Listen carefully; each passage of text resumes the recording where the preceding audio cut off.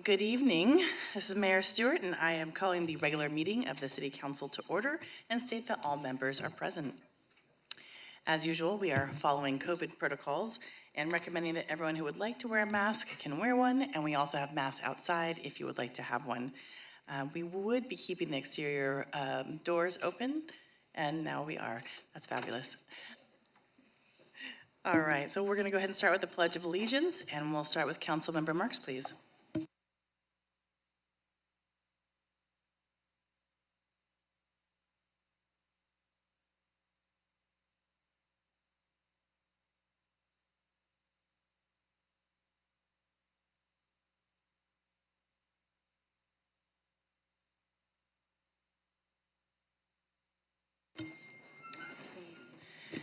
Thank you.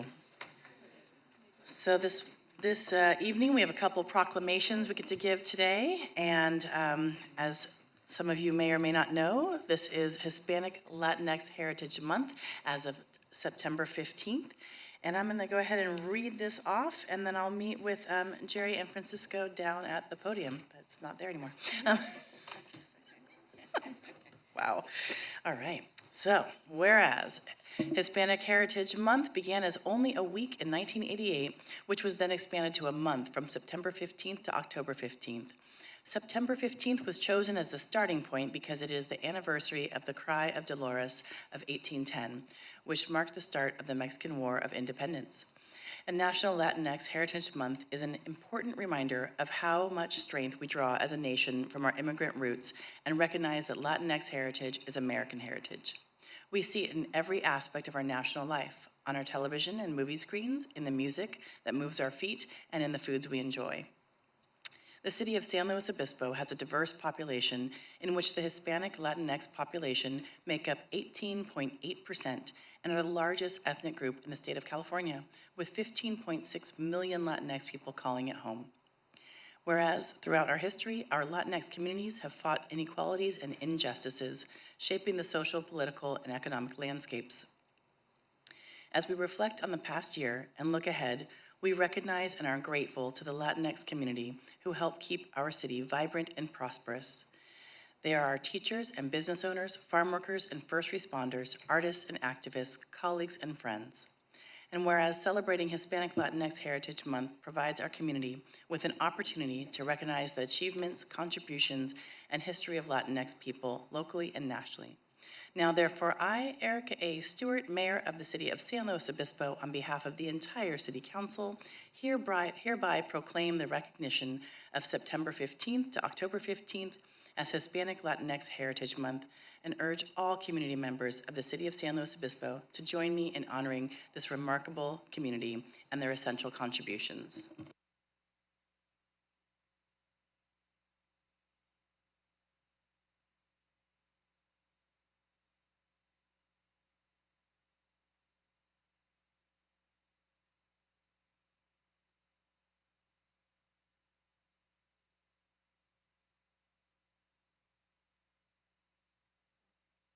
Mayor, and the Latino Outreach Council is so grateful for all the support that the City of San Luis Obispo provides to the Latino community.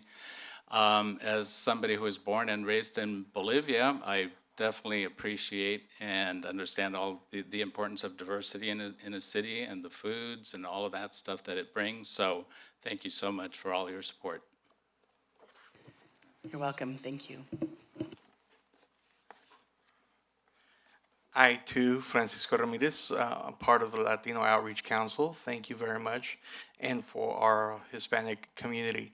But I also would like to share with you, I have a recognition by the Consulate of Mexico of the Office of Oxnard, and I would like to read that off to you because it's for the city of San Luis Obispo. Thank you. The Consulate of Mexico of Oxnard proudly presents this certificate of recognition to the city of San Luis Obispo for inspiring and highlighting contributions made by the Latino and Mexican community, enhancing and connecting the diverse, multiracial, multicultural mosaic of cultures during this Hispanic Heritage Month. Signed by the Consul Elicidades del Moral Aborna. Consulate of Mexico at the office of Oxnard. I Thank you present so this. much.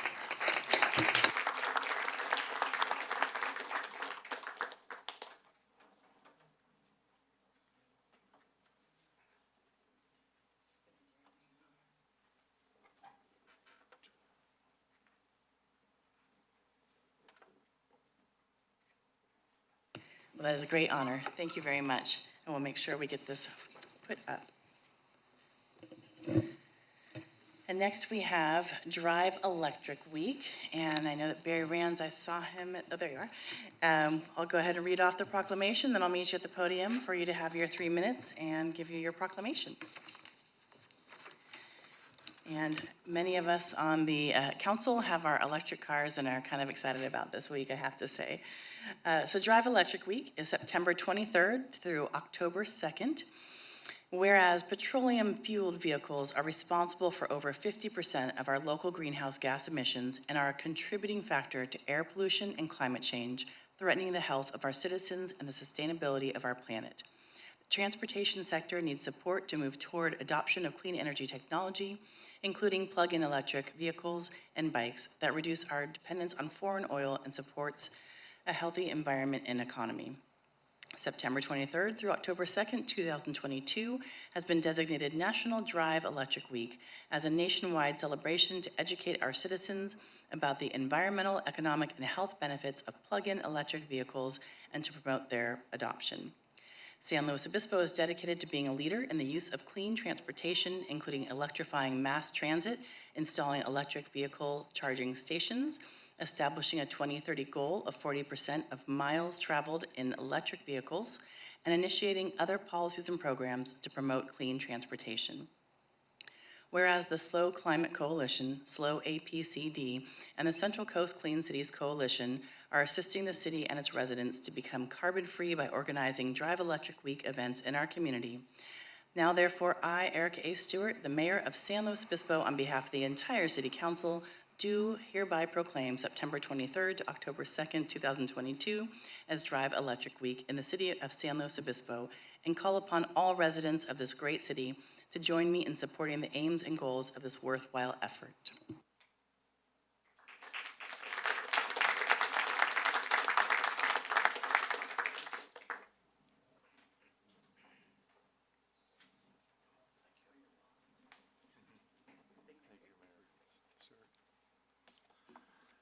Thank you, Mayor Stewart, City Council members.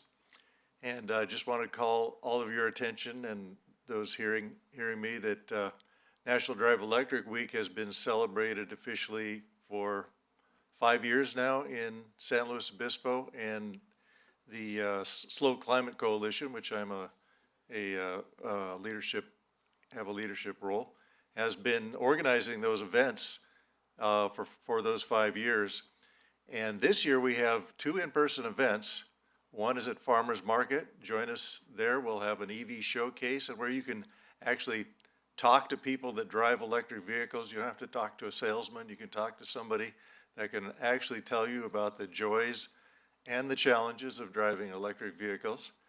And then if you'd like to test drive one, October 1st, we're going to do an electric vehicle ride and drive event. And that is behind Dick's Sporting Goods. It's a new location. Last year we did it at the Madonna Inn. This year we're going to be in the Target Shopping Center there behind Dick's. And you'll be able to test drive not only electric cars, but also some electric bikes. There might be some electric scooters out there.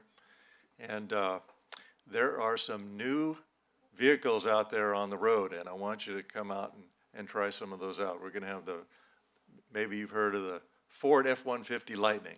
Exciting. The city has one, I know. And we hope to I haven't heard if the city's going to have that on display at Farmers Market, but that's an exciting vehicle. Not only will get you from point A to point B, but if the lights go out, and that happens once in a while, it'll power your home. So hope to see you there at one of our electric vehicle events in San Luis Obispo, September 29th at Farmers Market, October 1st behind Dick's. Thank you. Thank you so much.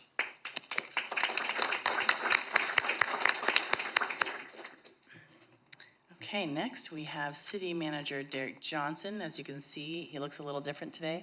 Thank you, Greg Herman, for stepping in. And City Manager Johnson is on the remote. Can you hear us? No, Good he's on evening, mute. Madam Mayor and members of the council. Can you hear me? Yes, we can now. All right. Well, thank you so much. Thanks for letting me join you tonight. And I got a couple updates I want to share with the City Council. As you all know, there is a lot of activity happening in and around the city with our slow and motion efforts. And just like any construction project, we're asking that the community stay up to date by signing up and listening in to our or viewing our media posts, both on social media and if you want push notifications via email. Our transportation mobility improvements are moving forward and nearing completion in the Laguna Lake neighborhood. And you've been through those neighborhoods, you've seen a significant amount of curb cuts, some street resealing, and some additional traffic calming improvements that have been installed. On the Foothill neighborhood, there has been some other improvements that have been provided, both slurry seals and neighborhood traffic calming elements. On the presentation tonight, we're highlighting the water line replacement at Tasahara and Broad Street. Those are pretty significant in construction projects, and I know it is providing some disruptions for the neighborhood. And as soon as we complete that work, we will be moving forward eventually with resealing of those roads. In the downtown, you may have seen the extension of the planned bike medians consistent with our active transportation plan on Marsh Street. We are doing a fair amount of night work as we install the permanent street markings that are added on the bike lanes at the intersection of Marsh and Higuera, which will be happening. Choro Street will be closed this week between Higuera and Palm, and then we have sidewalk removal and detours on Higuera and Napomo. And we did have to delay the overall resealing until October as a result of both the recent weather that we've had and some challenges with our contractor workforce. Also wanted to share with the City Council, consistent with the government code, there is a project advisory group that's been established and by the California rules of the court and our local judicial court personnel and others affected by the proposed new court facility. Just to give some framework, that the group has been tasked with defining the site criteria, determining sites to be evaluated prior to site selection, and then determining the preferred alternative sites or sites to be submitted to the State Public Works Board. A significant allocation has been set aside by the state legislature, both for the purchase of real property and for the actual development of the replacement courts. In total, I think those numbers are over $200 million that's been allocated by the state. And specifically, pursuant to that process, they have asked the city to be involved, and the judge, presiding judge, has reached out and asked me to serve on this advisory group. And so I'll be providing periodic updates to the City Council and happy to brief the City Council more if there's any specific direction and feedback, because I know that our city has fought long and hard to try to maintain continuity and concentration of regional services in downtown San Luis Obispo. I also want to share with the council that there is some flood prevention work. We saw our first rain earlier this week, and there's a significant amount of work that needs to be done in various different waterways throughout the city. Work starting this month will occur under the LOVR Bridge and nearby wooded areas where San Luis Creek and Perfumo Creek converge. That's a significant area that can cause flooding, and a significant amount of sedimentation has accumulated in that location. And because of our partnership and support with Zone 9, we have a quite amount of material that needs to be removed. We have coordinated with the appropriate regulatory agencies and cleared all the necessary environmental hurdles. And so that work will get underway. And as many of you know, that not only because of the flooding, but also because of our transportation network, LOVR is a major gateway and evacuation route. So preventing flooding in that location and ensuring safe evacuation routes is very, very important. Just a quick reminder that recreation efforts continue, and this is, I know we featured this in several city manager reports, and so we're having recreation events every Wednesday in September. Those are the dates that we've had thus far this month, and the remaining ones on the 21st and the 28th. And so this is an opportunity for people to come out and enjoy activities and learn about park and recreation programs, and hopefully sign up. We're seeing a significant amount of interest as we emerge from COVID and people seeking different types of opportunities to recreate. With that, I'm going to ask Chief Scott to step forward. He's going to provide the City Council with an update on our coordination with Cal Poly on the post move-in, and then provide an update on a program that we've been advertising and that we'll be featuring in early October. And with that, I'll turn it over to Chief Scott. Thank you, City Manager Johnson.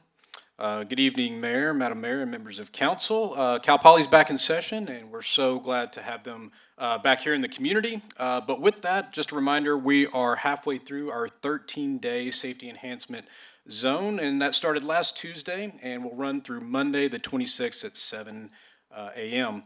So just as a reminder, fines are double while we're in the safety enhancement zone: possession of open containers, consumption of alcohol in public places, noise violations, and unruly gatherings can get fines that are double. Some of those can run up to $700 and even $1,000 on the first offense. Since Tuesday, we've responded to 62 calls for service out in our neighborhoods, of which 9 of those did receive citations, 18 disturbance advisories. So we've been very active in meeting with our new members of our community that are back with us, as well as preserving the neighborhood peace and quality of life. Also, with school being back, Cal Poly Mustangs are playing the University of Santa Barbara for a soccer game, which is going to occur tomorrow evening at 6 o'clock at Spanos Stadium. So just to be advised, we're going to have lots of traffic in and around our community, especially before the game and then after the game. We're helping out Cal Poly with providing extra staffing so we can help patrol their campus as well, and we have our team staffed up as well to assist with the more visitors to our community. So we're well prepared for that. California Boulevard will be closed from 5 p.m. to 10 p.m., and campus at Questaway will also see a temporary road closure in preparation for the game. Groceries for Guns. This is a new safety program from our police department, and very happy to just give you a brief update on this. The program is provided to give our community members a safe and responsible way to dispose of any unwanted firearms that may be in the home. We're offering up to $200 in grocery gift cards for unwanted weapons. The event will be held October 1st at our city courtyard, which is at 25 Prado. It will start at 9 a.m. and run through 1 o'clock p.m. All persons can participate anonymously, and all guns received will be disposed of properly.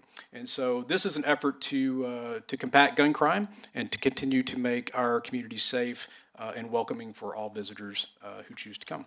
So with that, I will turn it back over to City Manager Johnson. Thank you. Thanks, Chief Scott. Thanks for that report. Moving on with the report, I'm going to invite Whitney Santisi, our public information manager, to come forward and talk a little bit about the launch of the website design refresh. And then we've asked Rebecca Bernstoff, our community services group business manager, to come forward and talk about a new service that we're providing as part of our launch called Ask Slow.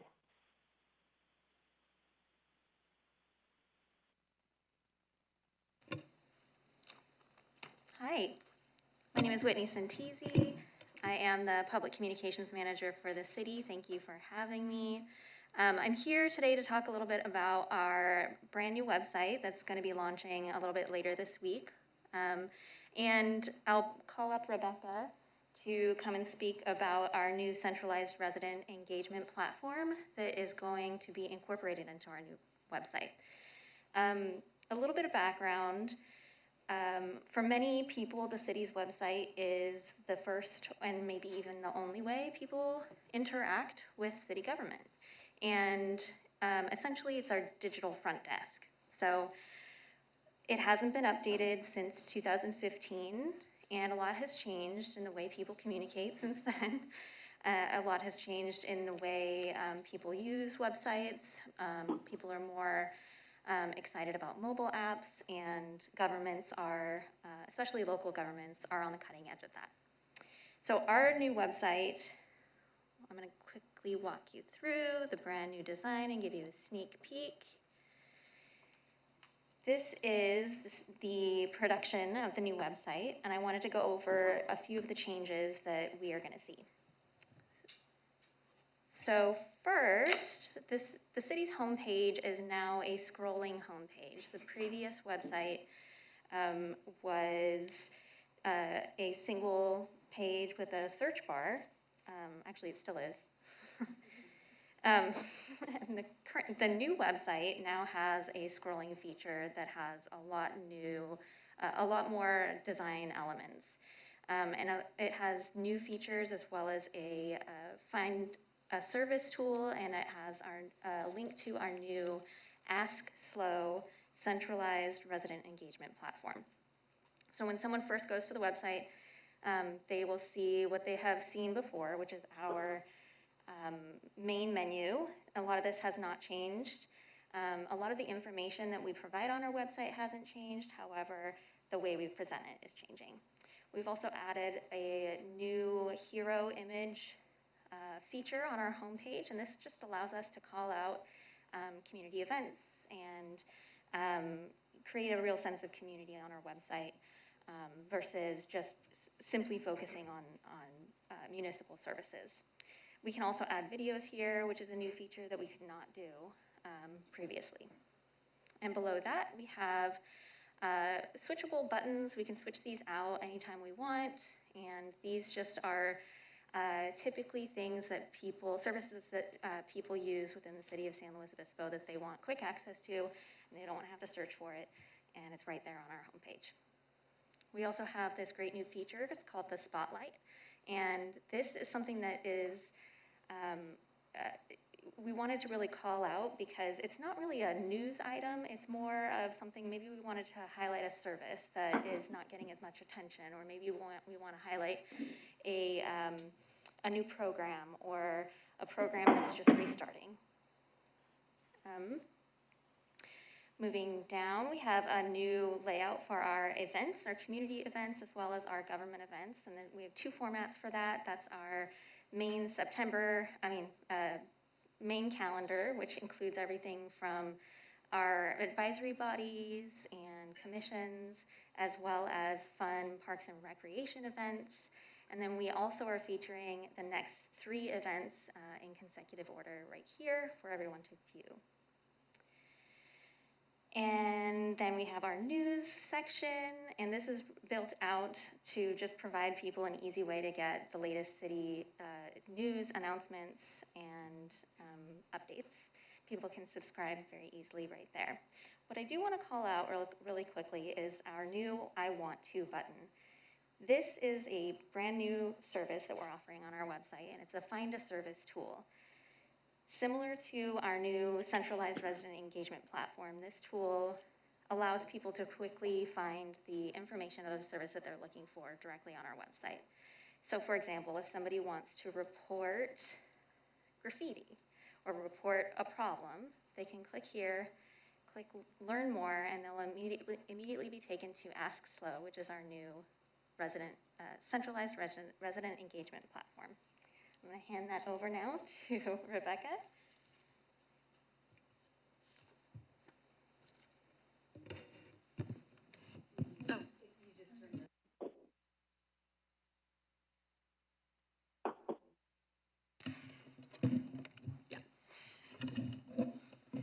I can yell really loud, just from right here. Okay, so thank you so much. We're really excited about this new platform for the new city website refresh that's debuting the same time, so it'll also go live on Thursday. It's been a year-long effort that we're really excited to have our community utilize. So it's a platform that has an array of topics, pointing them to key existing information and popular resources on our city website and elsewhere, providing a one-stop shop experience. So anyone can report an issue on in the city of SLO with a couple of clicks, using the city's GIS technology to pinpoint the location of the issue and even provide a photo before submitting.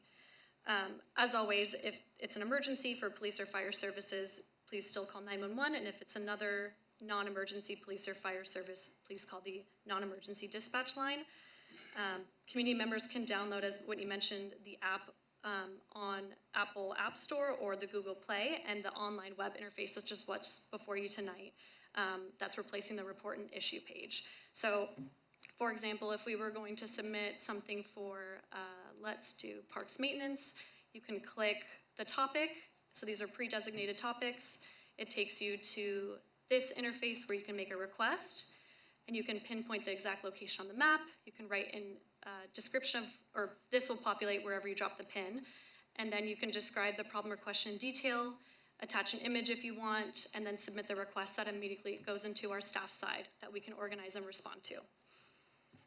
We are very excited about this new centralized resident engagement tool that will more efficiently and effectively connect the community to city services. Anything else? I think that's it. So when you, Thanks, Rebecca. Thanks, Whitney. Sorry, Madam Mayor, and I think that wraps up our report for tonight, and happy to turn it back to you and see if there's any questions. And I'm sorry, I'm trying to catch up with the feed over here, and so if there's a question for Whitney, please, by all means. thank you, Derek. Rebecca, you mentioned, going to the specific issue, right? Is there just a general, like, I want the trees taken care of on the sidewalk? Is it the sidewalk? Is it the park? What do I do? Yeah, absolutely. And this, you can actually click here to search by keywords. So if you're not entirely sure what category it's in or what topic, you can look here. And then there's also just a general inquiry as well. Perfect, thank you. That's a comment I get often. Yeah. So, any questions for Rebecca or Whitney or City Manager? Okay, well, thank you for your time. And I did have one question for, Councilor Marks? Thank you. Yeah, do you have anything for litter? Would that go under solid waste, or would that go under? If you're speaking to more of that solid waste realm, there is a topic for solid waste, and that includes garbage and recycling services, and we also do bulky item pickups as well. No, I'm talking about like nasty litter that's just abandoned stuff. Yeah, you can report that through this service as well. And it would be under garbage and recycling, or? Yes. You might want to think about something that's more direct and straightforward in terms of that. So thank you. Thank you. Thank you. And actually, I had one more question before you leave. On the top, can you scroll back up to the top?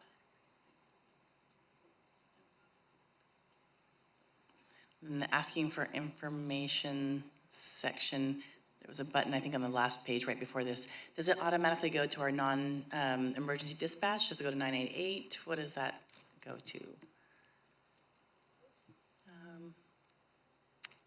Maybe if you scroll down a little bit, it was ask slow, that one. So it just goes to like it doesn't go to a phone number at all. No. Okay. It was just to refer you if you had a non-emergency related public safety request to call the non-emergency dispatch line. Gotcha, thank you so much, appreciate it. I did have a question for the chief.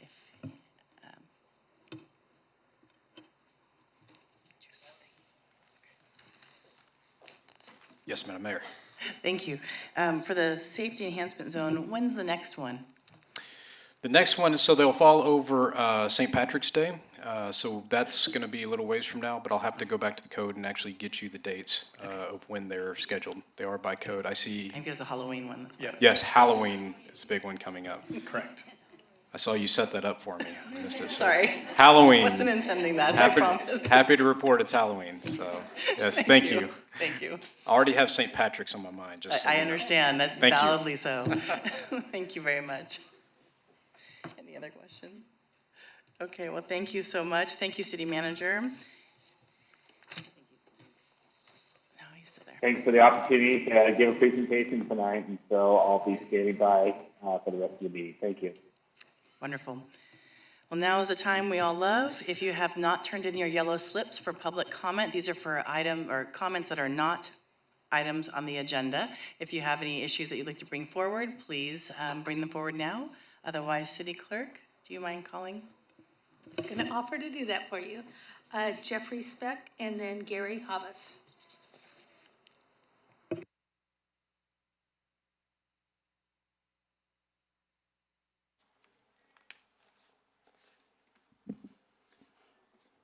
Good evening.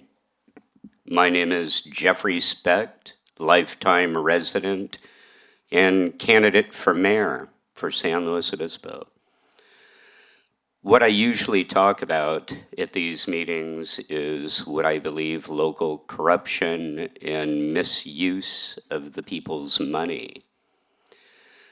This last week, I attended a vigil for the boy who fell from the parking garage, Thomas Georgery. My first question tonight will be directed at the city manager, Derek Johnson, or whoever will answer that for him. It was very disturbing during this vigil, during a sensitive time and something that had been advertised for people to show up and show their support and respect. By the way, thank you, Chief. Our chief showed up for this event to show his support for fixing this parking garage so no one ever falls to their death again. During this event, our city manager is responsible for all divisions. He's our CEO. And there were tractors that were out there, no signs saying they were coming. They popped up out of the blue. And during a very sensitive moment, tears, you had tractors spinning donuts with street cleaners right there, throwing gravel on the people that were trying to participate. It was very disrespectful, and it should be looked into. Those folks should be ashamed of themselves for such behavior. My second question will be towards you, Christine Dietrich, our city manager. City attorney.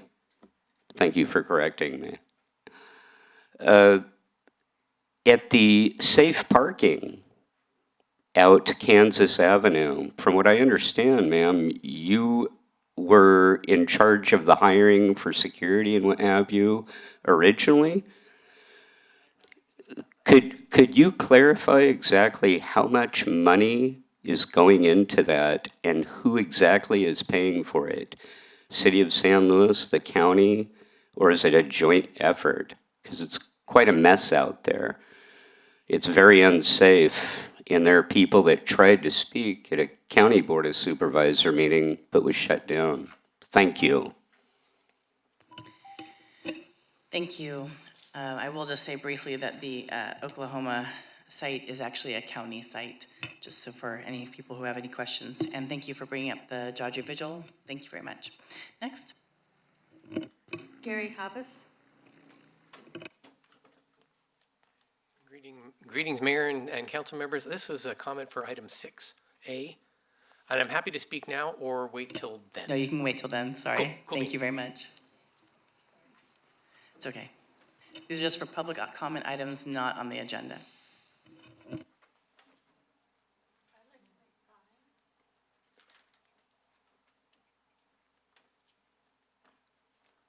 Do you have a yellow slip to give to a city clerk? No, I do not. Okay. I'm Julia Waldorf. And I am, vote for Jeff Respect for mayor. And I'm just really, really curious about how many people know about the League of Cities and how many people are involved with the League of Cities within this board and the city council that we have right now. So who is aware of League of Cities and how is it operated? Just so you know, for public comment, you just can share your thoughts. I am making a Okay, comment. great, just making sure. Okay, I'm making a comment. So I'd like to know who's really running our city and our country. Because a third of our country is ran, from what I ran the numbers, is ran by the League of Cities. The League of Cities is ran by the city manager, not by the mayor. The mayor and the city council is ran by the city manager, who is ran by the League of Cities. That is my comment. Thank you. City Clerk, are there any other members? I have no more speaker cards. Okay, great, thank you so much. Okay, so we will move forward to the consent agenda. And the consent agenda are calendar items that consist of matters deemed routine and non-controversial by staff, unless a member of the council wishes to pull something, anything.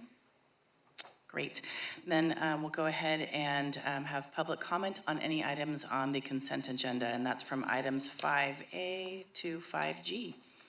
City Clerk, do you have any items or any speakers? No, I do not. Okay, thank you. Councilmember Shoresman. Thank you. Yeah, I just wanted to point out, because there was late agenda correspondence on one of the items, I believe it was 5D, clarifying something. And so I just wanted, because the correspondence came in so late, I wanted maybe for staff to have the opportunity to just clarify what that issue was. That's a great idea for Mr. Horn. Is that the one you're referring to? 5D, so, yeah. Yes. Sorry, you. I don't look at it here.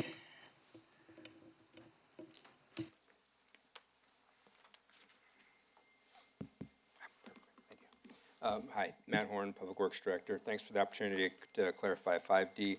This is the purchasing for, okay, yes. So there's a clerical error in the staff report where we referred to Tier 4 and Tier 5 of the city's purchasing policy. In all regards, we should have been just talking about Tier 4. And so it is on your consent agenda tonight. If you do pull it, you can strike Tier 5 if you agree with the rationale to provide that authority to staff to purchase vehicles approved by council and included in the budget. So I think that's really the lion's share of the main issue with that consent item. But if there's any questions, I'll be happy to address those as well. Great, thank you. I thought that was very helpful, actually, when I saw that today. Oh.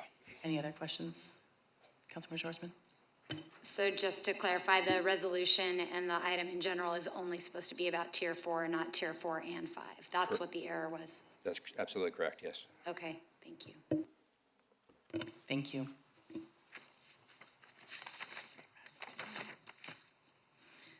So any speakers? No, there are not. Okay, great, thank you. All right, so nothing has been pulled. Go ahead and ask for a motion. I move the consent agenda items with amendment for staff correspondence. Great, thank you. Councilmember Marks. I'll second it as corrected by staff on 5D. Great, thank you so much. City Clerk, can we have roll? Councilmember Pease? Yes. Councilmember Marks? Yes. Councilmember Shoresman? Yes. Vice Mayor Christensen? Yes. Mayor Stewart? Yes, and that passes 5-0. Thank you, everybody. And really exciting to see that the pension trust, that will keep moving forward with actually our Section 115 trust. So we've been asked to take a quick break so we can reset the mics to get that mic working. Yes, great, sounds good. All right, see everybody in about 5 minutes at 6:15. Thank you. Thank you for everybody for your patience. We'll get back. Our technical difficulties are moving forward. So what we have before us is the public hearing, and it's to review an appeal of the Planning Commission's decision to approve a minor use permit to establish a multi-vendor facility, The Hub, at 1701 Monterey Street. I would like to ask each council member, starting with Vice Mayor Christensen, for their ex parte disclosures of contact with anyone who has provided information to council members not on the record, so that information may be used as part of their decision-making process. No ex parte to report. Thank you. Councilmember Shorsman? No ex parte. Thank you. Councilmember Pease? I did have a phone call with Bob Lucas after that letter, and he did bring up a question about some of the, one of the specific conditions that I'll bring up during discussion and question. Great, thank you. Councilmember Marks? I had no ex parte contacts. I just read the email we received in public record. Great, thank you very much. And I have not as well. So would Community Development Director Michael Codron and Associate Planner Hannah Hahn please present the report? Thank you, Mayor Stewart. I'm happy to introduce the staff team tonight. Rachel Cohen, Senior Planner, is supporting Hannah Hahn, Associate Planner, who will be presenting the recommendation to the City Council. Great. Thank you. Good evening, Madam Mayor and members of the council. My name is Hannah Hahn, Associate Planner with the Planning Division. I'll be presenting on this hearing item, which is the review of an appeal of the Planning Commission's decision to approve a minor use permit to establish a multi-vendor facility, otherwise known as The Hub, at 1701 Monterey. It is staff's recommendation that the City Council adopt the draft resolution which denies the appeal and upholds the Planning Commission's decision to approve the project. The project is a collaboration between 8 local businesses to create the hub, which would operate within the existing development located at 1701 Monterey that was previously occupied by Daylight Home and Gardens. The project would include a variety of uses such as bars, restaurant, general retail, commercial recreation, occasional indoor live entertainment, and food trucks. The intent of this project is to create an integrated eating, drinking, and recreational experience. As part of the project, the applicant is also requesting a parking reduction to replace 6 vehicle spaces with 30 bicycle spaces. Provided here is the vicinity map of the project site outlined in red. As shown, the project is primarily located within the tourist commercial or CT zone and partially within the conservation and open space zone due to the San Luis Creek that runs along the rear of the property. The site also includes a special considerations overlay and is bordered by the CT zone to the north, east, and west, and by the R1 zone to the south. Surrounding uses include hotels and motels, restaurant, vehicle repair service, gas station, and residences. Shown here is an aerial of the parameters of the project. While Gino's Pizza and the Dent Shop, shown in the background, are located on the same property, these businesses are not a part of the project and would remain unchanged. The project would use the existing building, fenced areas, and parking that Daylight Home previously used. And shown here is the proposed site plan. To the right is Monterey Street, which is towards the front of the development, and to the left is San Luis Creek, which is towards the rear of the development. Proposed outdoor activities are divided into 6 spaces labeled as zones A through F. Starting at the top and then moving clockwise, Zone A would include a coffee cart and dog area. Zones B and C, located between the building and sidewalk, would include a barbecue, a bicycle display area, and axe throwing. Zones D and E, located within existing fenced areas towards the bottom, would include seating and some recreational activities such as boardrooms, cornhole, pickleball, and other similar activities on a rotational basis. And lastly, Zone F, located between the parking area and the building would include the proposed food trucks. Provided here is the proposed floor plan. Towards the right would be the front of the building, oriented towards Monterey Street, and to the left would be the rear of the building towards the creek. The project building includes 3 alcohol tasting areas, on-site production, restaurant, dining area, commercial kitchen to support the food trucks, retail space, and also a recreational area for pool tables, board games, and the occasional live entertainment. There is also an existing second floor for accessory office and storage space. To provide context on the project location, the site is located within the tourist commercial land use designation in Upper Monterey area, which are intended for uses that primarily accommodate the traveling public and promote the city as a destination for short and long-term visitors. Examples of appropriate tourist commercial uses listed in the land use elements include restaurants, recreational, and retail uses. As proposed, the project would advance various goals, policies, and programs in the land use element by retaining and accommodating the expansion of existing food service and recreational businesses to an area that is designated for these uses, and would also revitalize development within the Upper Monterey area. In addition, economic recovery was prioritized as a major city goal in the 2021 through 2023 financial plan. The financial plan identified strategies that include initiatives for local business support in order to assist members of the community and local economy. As proposed, the project would be consistent with this goal by facilitating new locations, including those new locations for businesses, including those to be displaced by future mixed-use development, and would utilize a major vacancy within this area. As previously mentioned, there is a special considerations overlay in the property. Due to land use compatibility concerns within this commercial area, Ordinance 1130 was adopted in 1989, which designated the overlay and amended the zoning map for commercial properties on the south side of Monterey that abut residential properties located on San Luis Drive. In addition, this ordinance also expanded the conservation and open space zone over the San Luis Creek. Adoption of the ordinance also established a design criteria that would apply to any new or expansion of any existing development or use.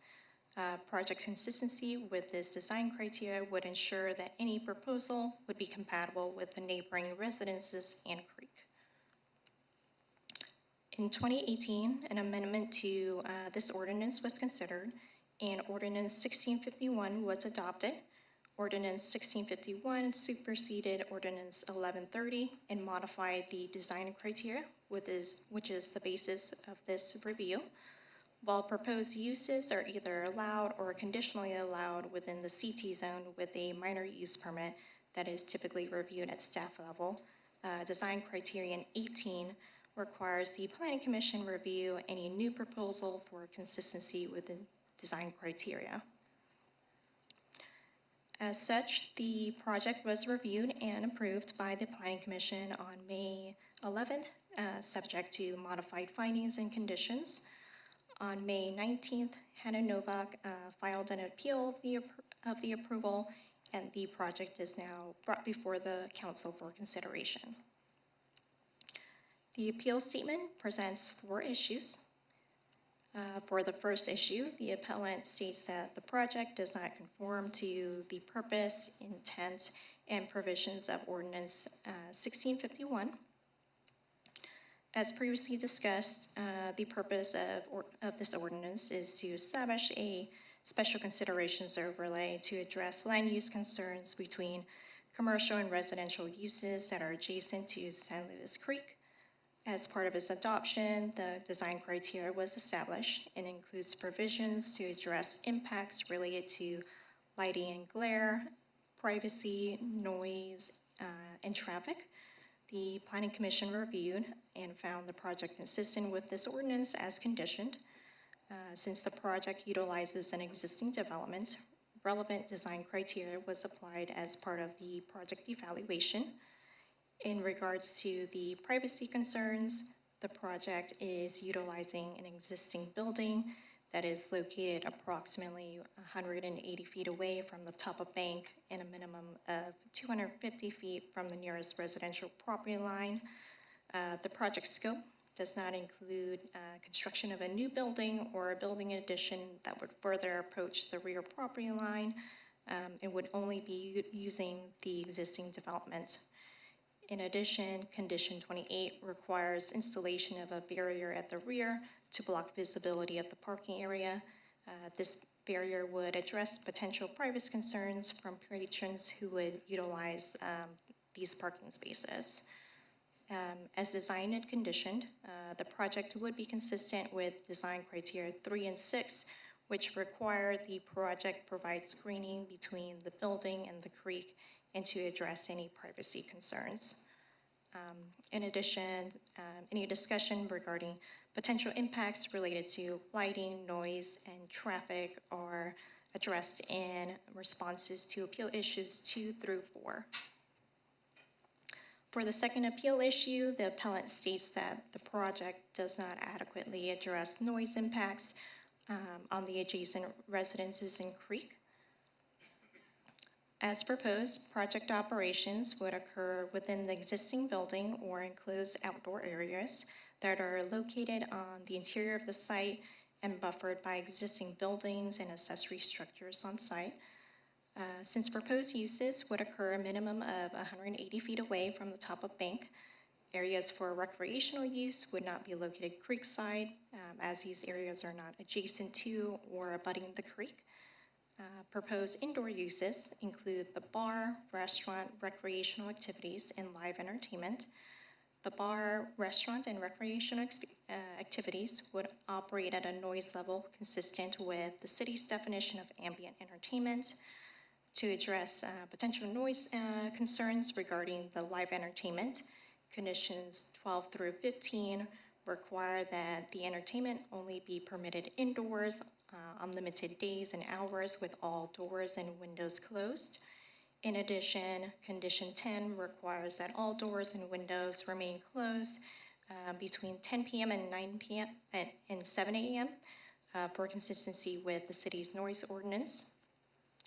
Proposed outdoor uses include food, retail, and recreational activities.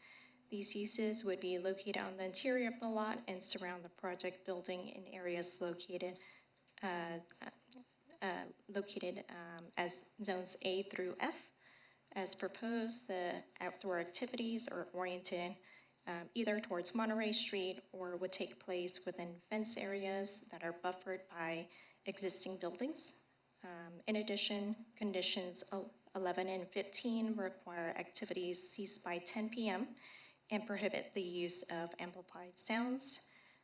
Also, condition of 23 would require fencing around Zone A, which is the proposed food and dog area.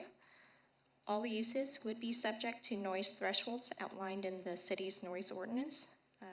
As proposed, the project would be consistent with design criteria 6, 7, and 15, which require that potential noise impacts be addressed.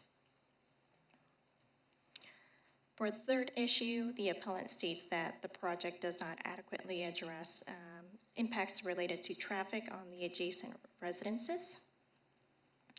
As part of the entitlement review process, the Transportation Division reviewed and determined that the project would not generate a substantial increase in automobile trips. Using data published by the Institute of Transportation Engineers, the project is anticipated to generate approximately 30 new trips. This data is based on information collected from similar sites throughout the country and provides a conservative trip estimate. A transportation impact study would not be required if the project is anticipated to generate less than 100 vehicle trips. Since the project does not exceed this threshold, it would not result in significant traffic-related impacts and would therefore be consistent with design criterion 6.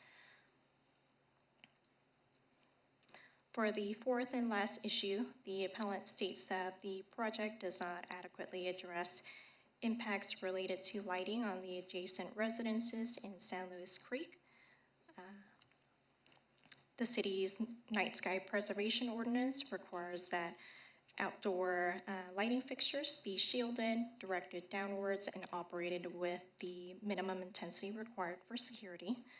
Any lighting improvements would be evaluated and verified for compliance with these preceding requirements during the building permit review process. In addition, the project does not include creation of new or the enlargement of existing building openings that would result in additional light that shines towards the creek. In addition, implementation of Condition 28 for installation of a barrier at the rear parking area would address the shine of vehicle lights across the creek. As such, the project would be consistent with design criteria 3, 4, and 6, which require screening between the building and that lighting spillover on adjacent properties be limited. In addition to the appeal, the appellant also submitted additional correspondence on August 22nd.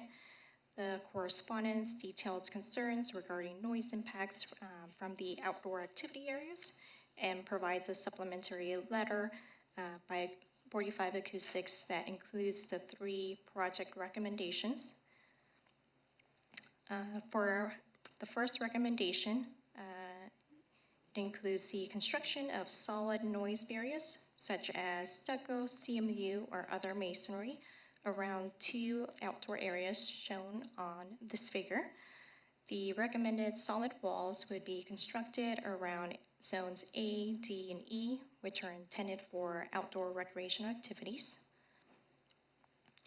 As discussed in staff's response to the noise appeal issue, the project has been designed for compliance with the city's noise ordinance. In addition, the project utilizes preferred mitigation techniques from the noise guidebook to address potential noise concerns from these areas, thus eliminating the need to construct noise barriers such as solid walls. The project would provide a substantial distance of at least 180 feet from the top of bank and 250 feet from the nearest residential property line, and strategically locate outdoor areas to the interior of the site to be buffered by existing buildings and structures. If the noise exceeds permitted thresholds outlined in our ordinance, the project would be subject to the city's code enforcement provisions. Therefore, this recommendation has been addressed through the project conditions and required compliance with the noise ordinance. In addition, construction of solid walls as shown in that figure may be inconsistent with the community design guidelines, as long monotonous walls should be avoided and the design and placement should instead relate well to the building and site topography. The second recommendation states that amplified sounds should be prohibited in outdoor areas. As noted in the Planning Commission resolution to approve the project, Condition 10 specifically states that amplified sound is not permitted outdoors. In addition, Conditions 11 through 15 require that outdoor activities cease by 10 nightly, and live or amplified entertainment would only be permitted in the indoor recreational area on limited days and hours, with all windows and doors closed. Therefore, this recommendation would be addressed through Conditions 10 through 15. The third and last recommendation states that truck deliveries to and from the site should be limited to between 7 a.m. and 10 p.m. for the project. Based on staff's follow-up communication with the applicant, The applicant is amenable to limiting truck hours to those proposed hours. Therefore, staff is recommending incorporation of a new condition shown as condition number 29, which states that truck deliveries to and from the site shall only occur between the hours of 7 a.m. and 10 p.m. for the project. Therefore, this recommendation would be addressed through incorporation of the new condition. And with that, staff recommends that the City Council adopt the draft resolution to deny the appeal and uphold the Planning Commission's decision to approve the minor use permit to establish the project based on the findings and modified conditions. This concludes staff's presentation. Please let me know if you have any questions. Thank you so much for that very thorough report. I appreciate it. Any questions, Councilmember Pease? Thank you so much. And I just have a couple questions that are related to potential noise. So one is, and I'm seeing it was the conditions of approval 12 and 14 about the entertainment. And so I was reading 14 initially, and it's like, oh, it needs to be incidental and kind of at this lower level. But it looks like 12 talks about live entertainment on certain days between 1 p.m. and 8 p.m., required to be indoors.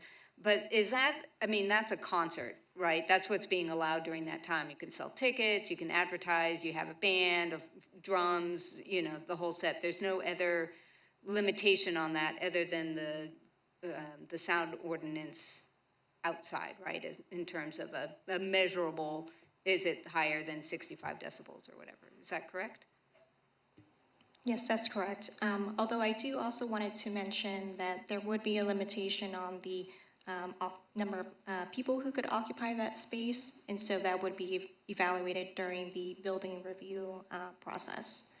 Do we have a sense, has anybody kind of done the calc about approximately how many people, once you do the stage and the? Oh, as of right now, I don't have a number on the maximum number of people who could occupy that space. However, based on my discussions with the applicant, it seems that this live entertainment would be more of a supplementary act for the existing space. Okay. Okay, so maybe we'll be able to hear a little bit more about that. And if there were kind of mitigation measures that were needed, you know, because a 65 decibel, as we're learning as a community, doesn't always reflect people's experience, especially like levels of bass aren't necessarily being recorded in a way that is a sound level but doesn't necessarily feel the same.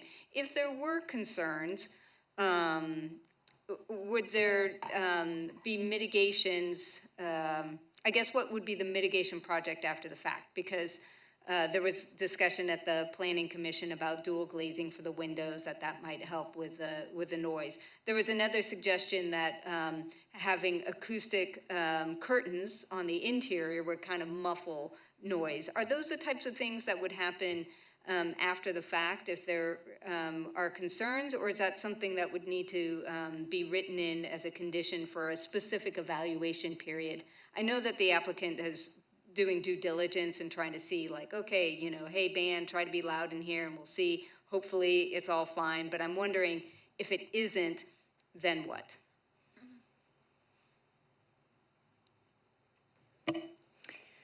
So we would follow up, as Hannah mentioned, with code enforcement, and through that process, there'd be the opportunity to do those mitigations if the noise is exceeding the city's noise threshold. And is there, and I apologize if I missed it or lost track of it, is there a specific condition about timing to have the monitoring reports or something proactive, so it's not just based on a complaint, but kind of a proactive, you know, over the first 3 months, we monitor and see how it is at the property line? I see Mr. Codron. Yeah, I just want to highlight one condition that reflects that number 3, which is the condition that would allow for review of the use permit if substantiated written complaints are received. And so that's important because with respect to the base noise, there are within our noise ordinance provisions that sort of penalize based on the type of sound. Right. And so substantiated written complaints from neighbors could cause staff to review the use permit and apply additional conditions of approval at that time. Okay, great, thank you. And then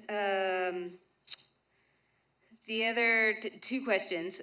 One is the recommendation about a solid wall around E and areas, outdoor areas E and D. It seems, one of our reasons that that staff recommends that no further mitigation is needed there has to do with existing building that acts as a barrier. But I mean, you can kind of see, like if you're standing there, that the building is the shop building is to one side, and the existing building that'll be reused. And then there's a pretty clear shot over to the neighborhood. So it seems like there is an area that maybe doesn't have that buffer, and that the existing fence it's a fence, right? I mean, it's acoustically transparent. Rather than necessarily a solid wall, or again, kind of like exterior acoustic treatment, is that the type of condition that we could reasonably include now, that there needs to be, I don't even know what the wording would be to say that needs to be a sound barrier or a study or a something? What kind of options do we have there in order to think in particular about those zones D and E? I also wanted to highlight there are some existing accessory structures located just to the left of where zones D and E are located, and so those structures would provide for some noise attenuation. If the council finds that some additional mitigations are required, we could include some additional conditions as a part of the project approval. And so that could be another solid barrier. I would perhaps recommend something that is not the construction of a solid wall, as it's, likely it would be more effective if it was a solid structure that would be in place in order to absorb any sound that would come from those areas. Okay, thank you. And then my final question was just a suggestion. There had been a suggestion in one of the comment letters about trying to have employees be at that rear parking area, just more for, it's 10 o'clock and folks are kind of going out to the parking lot. Is that even feasible with our parking, to say reserved for employees, or is that kind of like a request? How does that work in terms of designating spaces? Designated employee parking. Right, but I mean, could we designate an employee parking, or because of the ratios that are required, that it would not necessarily, you know what I'm asking? I do. You can designate employee parking. It just, I don't know how many employees you'd want to provide parking for. If the council has a suggestion on a percentage, give guidance to staff about what that might look like. But that is an option if council's interested in designating those spaces. Okay, we can maybe hear from the applicant about that one too. Okay, those are my questions. Thank you. Thank you, Councilmember Shorsman. Yeah, appreciate the questions about noise. I've got a couple more. I wondered if you could go back maybe to the slide that showed the outdoor recreation areas and where there's questions about the kind of fencing that should, I think you might have passed it. There we go. So if I'm understanding correctly, those areas are at least 180 feet from the bank of the creek and 250 feet from the property line. Is that correct? Yes, that's correct. Okay, and then I'm just curious, maybe you don't have this information, but how far are they away then again from the nearest building on the other side? I'm thinking about a person sitting in their living room, how much further away is that on the other side of the creek? Oh, as of right now, I don't have that information. Okay. Generally, we would measure noise at the property line, because the property owner would have access to their outdoor areas. Okay, that actually makes sense too. And then I liked the word that Councilmember Pease used, that the existing fencing or barrier there is, I think you said acoustically transparent. What exactly is that made of? I've driven by there a million times. Is it just that wrought iron fencing around both of those areas, or is there anything in addition to that existing? So in the areas that are outlined in green around zones D and E, there is existing steel fencing. And it's like a posts, right? It's like vertical fencing. It's not, there's no solid barrier. Some kind of a white, like a, it's got paneling in there. Oh, okay. It's solid. It's solid. Okay. Okay. All right. Thank you. That's all I had. And we can always ask them when they're here. Councilmember Marks. Thank you. Yeah, I had a question of whether any kind of noise studies were done, because sound doesn't always travel in a straight line. In back of San Luis Drive and that whole development, there's a big mountain, right? High School Hill, we call it. And noise, it may travel to the mountains and then bounce back in terms of the ambient noise. So were there noise studies done on this project? No noise study was provided as part of this application. As a part of this review, there are no requirements for the applicant to provide a noise study. And so, in addition, the activities themselves do not include any type of sounds that would result in any amplified noise that staff found to be concerning. Yeah, I mean, you could just get a rock and roll band to go inside the building and see what the noise does. I mean, it's pretty abstract, it's pretty hypothetical, but to the neighborhood, it's going to really affect the quality of life. And also what Councilmember Pease mentioned, it's not just noise, it's the vibration. And so I just have to say I have a general concern that the neighborhood needs more protection. I want to make sure that staff and the applicant have done everything possible that they can to protect the neighborhood. So that's where I'm coming from. Is there any way that the outdoor recreation areas could be moved so that the noise would actually be buffered by the buildings, that every single one would be moved, would be buffered by the existing buildings? What I'm looking at is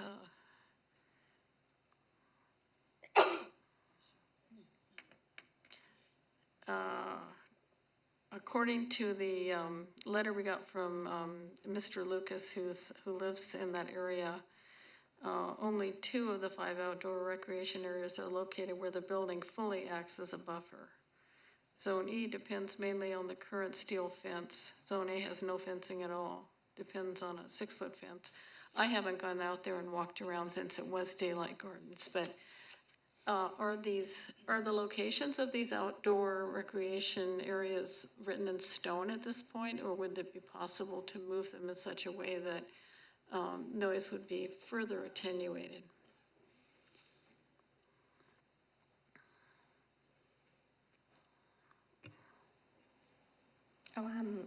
As of right now, staff has evaluated the project based on what the applicant is proposing. However, I will defer to the applicant if he is amenable to any revisions to the site plan. Okay. Um,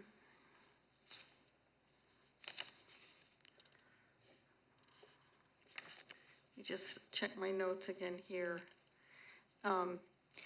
In the past, we have required sound attenuation drapes or some kind of application to windows that actually stops the sound.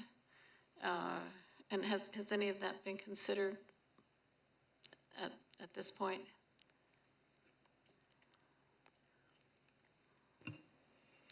At this point, staff has not considered any improvements to the building, as we have not received any substantiated violations of the noise ordinance. Well, yeah. I mean, it was a Cadillac dealership before, so these windows are at least 30 years old, if not older. And they're not double. Are they double? Councilmember Marks? Are the windows? That might be a good question for the applicant, don't you think? Okay, alrighty, thank you. Yeah. I'll stop right now, thanks. Not to stop all future questions, just was saying that one they might have some better response on. Vice Mayor Christensen. Yeah, I don't really have any questions right now, but just wanted to clarify. We were just talking about Zone A, and Zone A does have a condition to put a fence around it. Isn't that correct? Yes, that's Okay. correct. I think we're getting a little confused about, soundproofing a tourist-related business in our tourist-related zone for a project that is meeting all of the requirements of a very specific ordinance that I was part of writing. So I'm a little, I'm kind of shocked. Okay, so we're talking about a group of activities that's basically happening inside. The things that are happening outside are having either a fence around them or they're quite a bit distance away, and it's mainly aimed towards the street. And the things like any kind of guy playing a guitar, which I find really irritating, by the way. But if there is one, they're going to play it inside and not and with the doors closed at all times. Yes, that's correct. Now, I just had one question: have we gotten any kind of neighbor complaints about the previous business of people in the parking lot making noise, buying their yeah? I mean, there were people there. They were making noise. They were moving things in and out. They were crashing things around. This is actually quite a ways away from that neighborhood. It's way up. So I just was wondering if there's been any noise complaints that came from anybody while it was a different business. Oh, I'm not aware of any. I didn't think so. Of any different Okay, place. that's all I want to say. Thank you. Similarly, on the noise question, so once the restaurant, 1865, or the hotel opened, have you had noise complaints from those?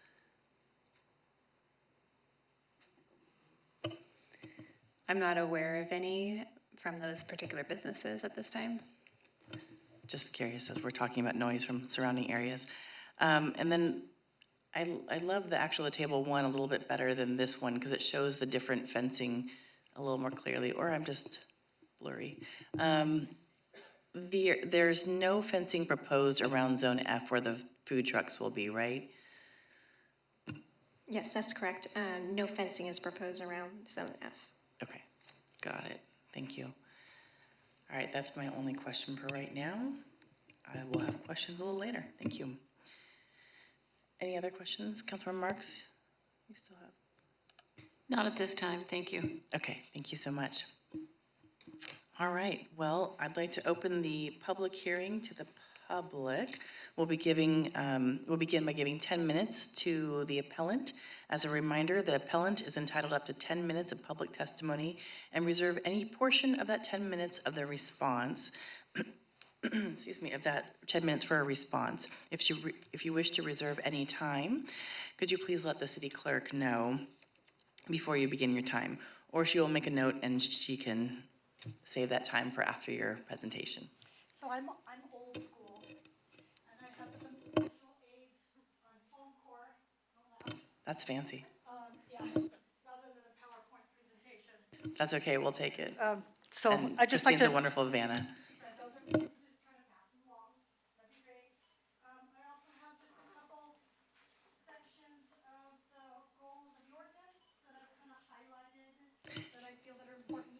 apologize, I probably should have given this to you sooner because it's a lot to digest. But if you just kind of want to glance at it while I'm making a presentation, you want to hand it up? And did you want to hold any of your time for the responses later?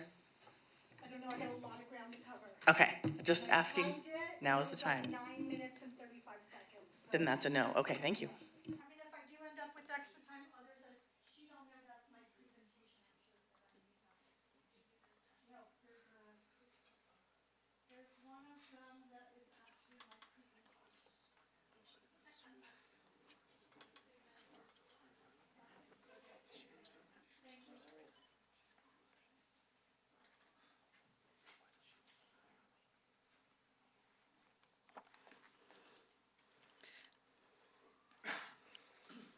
So tell me when I'm ready. Go. My name is Hannah Novak, not Hannah. Thank you for the opportunity to speak to you and share our concerns about the project. So San Luis Drive is a special neighborhood.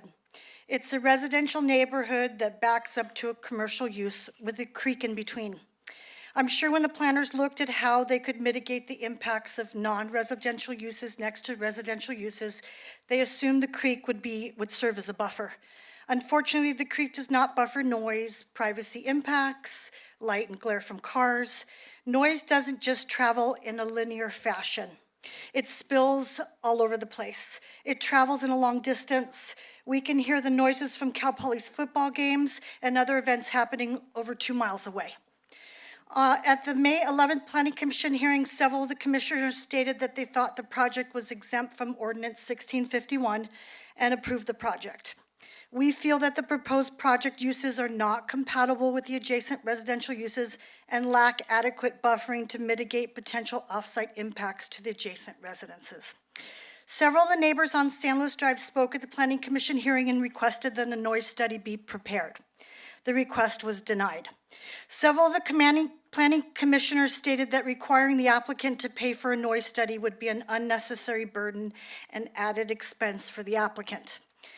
Mike Wolken was involved in the passing of Ordinance 1651, and he expressed that over 50% of the back and side walls of the building used as a concert venue are single pane glass. Mike proposed that the applicant replace the windows with dual pane windows in order to mitigate the noise impacts and felt adamant that that condition was necessary in order for him to conclude that the project was compatible with the adjacent residential uses. None of the other commissioners agreed, and 2 of the other commissioners stated that requirement would be an unnecessary expense for the applicant. So we appealed the project, and several of the neighbors paid to have a noise consultant prepare a noise study that I submitted to you to DBA. The noise study concluded that the opportunity for this project to become an uncontrollable nuisance are substantial and recommended mitigation measures. Those included construction of stucco, CMU, or other walls at strategic locations, namely to replace the steel fence. And I gave you those pictures because you guys had asked some questions about what does it look like and what does the fence look like, and they mentioned something about the canopies there, that they would serve as a buffer, but you can see that they really don't serve any such function. Okay, let's see. Other recommendations were to limit the hours of truck deliveries. I appreciate that a lot. Keep the doors closed, including the roll-up doors. You can see from that picture that that one is the slow brew rock, and the one above that is the rolling doors that belong to the project, to the side of the building that is going to be the concert venue. These measures would ensure that the residents on San Luis Drive and the city has made an attempt to protect the neighbors' residential uses from imposing nuisance noises created by the project.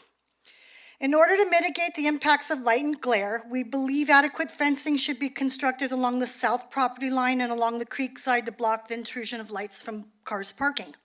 When the Monterey Hotel was constructed, and there's a picture in that presentation of it's probably fallen apart. Yeah, it's the parking structure and the fence that is located along the back so that when the cars drive along that area and the headlights of the car are glaring as they work their way into the parking structure, it blocks that, the lights from streaming across the creek into the backyards of the residences on the other side.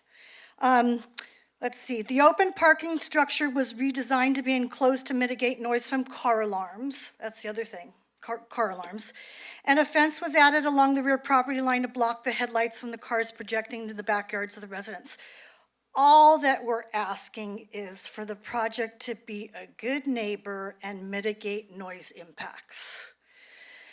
The hub will attract customers from the hours of 6 a.m. to midnight, 7 days a week. The outdoor areas will have uses that could become an ongoing nuisance with large gatherings of people drinking alcohol and elevated noises. The inside recreational uses is actually, if you look at it, it's intended as a concert venue with loud music 4 days a week, Thursday through Sunday. The occupancy loads, I kept asking, like, what's the maximum number of people that are gonna be in this location, right? So today I went down to the building department, and the occupancy loads, the maximum number of people congregating within indoor and outdoor recreation areas are 7 square feet per person. So that means the indoor concert venue could have up to 396 people within that space, and 1,000, this is the maximum, of course, potentially, 1,683 people congregating in the outdoor recreational spaces. This has the potential to have a significant number of people. If you look at the pictures on this display, you can get a better sense of how much space there is in that area. And the previous use was retail daylight gardens where it was open from 10 to 6. And maybe we're lucky if there were 20 people who came to visit the site. We're talking about 8 different vendors, multi-uses, drinking at night. I mean, I'm not opposed to any of these things. I'm just concerned about the impacts of noise. So the project to me resembles the Slow Brew Rock, which serves food, has an on-site distillery and brewery, similar to this, is an entertainment assembly facility, but is located in the airport industrial area, not adjacent to a residential neighborhood. So the concerns of the neighbors is that this will have the potential to become a large concert venue, a large drinking venue with a lot of people coming in and out. And that noise will definitely spill over without adequate mitigation measures to protect the neighbors that are living on the other side of this project. I don't know if I should say this, but I'll say it. When I worked as a planner for the San Luis County Planning Department, the director, Paul Crawford, would remind me that development is a privilege and not a right. And the applicant should be responsible for paying to mitigate the impacts of their projects on the neighborhood and the community. I hope that this city council cares as much about neighborhood wellness as it does about the economic benefits of this project. I have 2 minutes and 28 seconds. We can reserve that for questions. That'd be great. If you have any questions, I'm all here. Does any council member have a question right now, or would you like to save it for after? Okay, we're gonna save it. Thank you. Thank you. Appreciate your time. Okay, so now we're gonna go to the applicant comments, and that is, we will now have 10 minutes for the applicant to provide testimony. As a reminder, the applicant is entitled up to 10 minutes of public testimony. You can reserve part of your time for response if you'd like. If you'd like, you can tell us now or later. I'm good with timing. I'm not trying to reapply. So I think most of you guys have seen this thing we've had 4 months to think about it. So I'm very flexible with all of the problems that could be part of this. I'm George Peterson. I'm officially Monterey Street Brewing Company, which is also part of Central Coast Brewing Company, and my teammates over here, who are all local businessmen. And all we're trying to do is take a extremely vacant building that I used to work at when it was a car lot, and a very noisy car lot, because it's a car lot, but noisy in a commercial district. Car lots make noise, traffic makes noise, stoplights make noise, everything makes noise. But mitigating it is certainly something that we should all look for and control. And the rock concert versus 1,000, 1,200 people, which I'd love to be able to say we'd have 1,200 people in a little teeny space that has 79 or 80 parking spaces. Probably not doable. But the big picture here is we have already attacked almost every one of the noise problems. There is currently, to the questions, a cyclone fence that rims the basic from the hotel side, which is the north side of that picture, down to the trapezoid, and then follows the creek. We have already established a container, solid fencing. I was gonna meet with Hannah before she got COVID and talk about fence choices. So she would have actually basically the opinion of, I want that, not that, beige versus green, blue versus purple, whatever. So we have already attacked the existing fencing that's there. We have looked at containers that contain foam, like just a storage container, but they're all foam. And they have a 30 decibel reduction per inch. So I could fill the thing with 4 inches of foam and it would, yeah. So there are lots of options. A CMU wall that would go around an existing stainless and metal fencing is I think from planning standpoint, wouldn't get approved. It's just not the attraction to house a building inside a concrete fence. The same thing with the food trucks and all of the stuff on the upper green L. We have moved since this appeal. We've moved all the activity towards Monterey Street.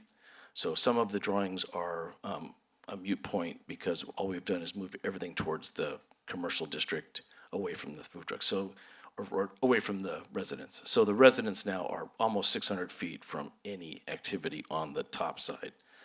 So the transparent fencing, which we could put slatting, fake greenery, real greenery, whatever. There's 1,000 things we could put on the cyclone fence that's there.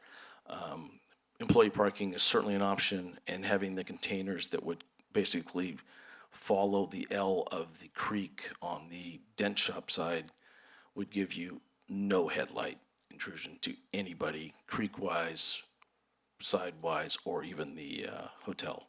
So there would be virtually no headlight sweep at any level. So yes, we've done the studies. Nothing commercial, nothing reality. We've had the bands inside. We didn't get any calls. So the tests were there because if we had gotten responses, we had a band till 10:15 inside the building, just kind of waiting to see what happened. Not a phone call, the police, nobody. All the windows shut. They are single pane windows. They are from the 40s. They are actually historic, but that's not a problem. But curtains are certainly available. I've looked at them. There's lots of options for that. Again, all of this is for the neighborhood, honestly, to prosper, not the other way around. We're not trying to be the bad neighbor. I am a neighbor. I have been in this town now for 40 plus years.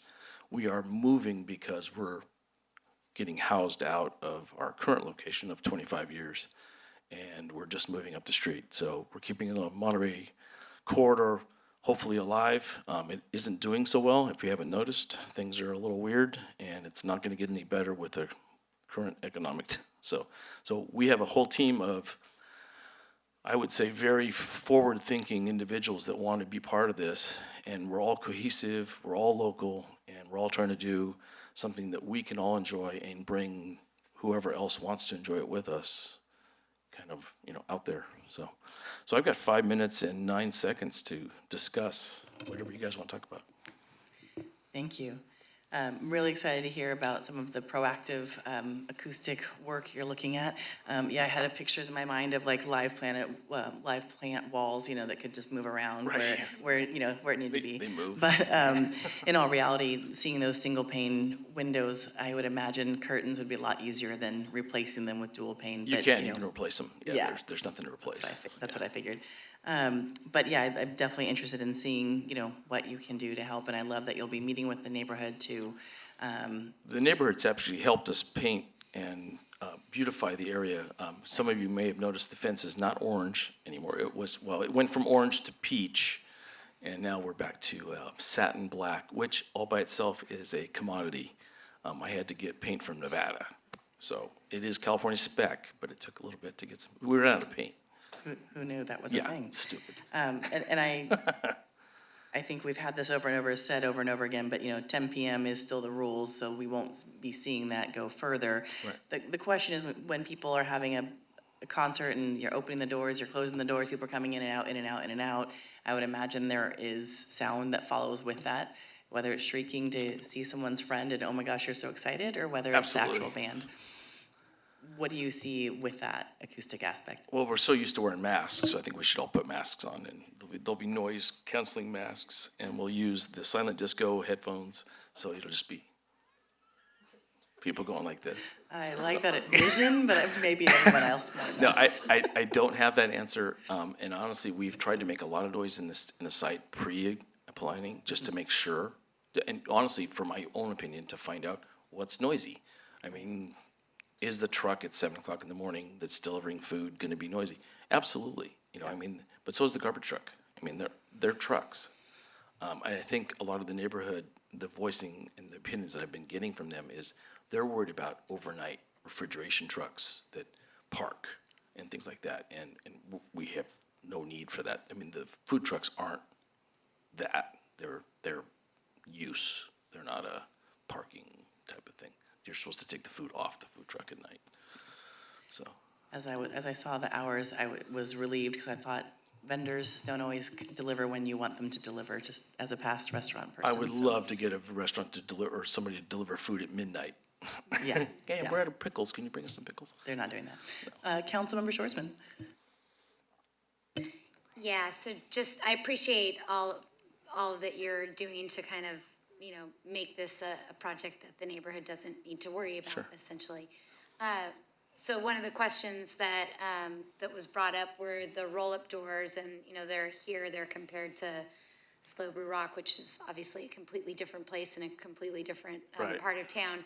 But are these roll-up doors connected to the indoor recreation area where the music would be? They could be, and again, I think the music is probably, we're talking about accessory music. I'm not in the rock business. Slow Brew is, and they're a venue. They have been a venue. They have been a venue since they were on Garden Street. We're not. It's been an accessory for us. It's a thing to bring people to see the band, see somebody in the band. Typically for us is 3 or 4 people. Nothing large, tickets, again, that's a lot of work, and I'm not really looking for that. We have a lot of moving parts.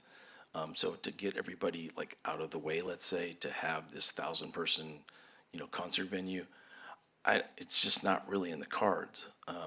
We'll probably have pool tables along the back towards the windows. We'll have, people. So the people noise is absolutely going to be something to deal with, and I don't have an answer for that. And there's virtually no studies except for football games and concerts and things like that. But actual ambient people sitting in a park, for instance, those studies are typically not very consistent because it's a park. It's an open space.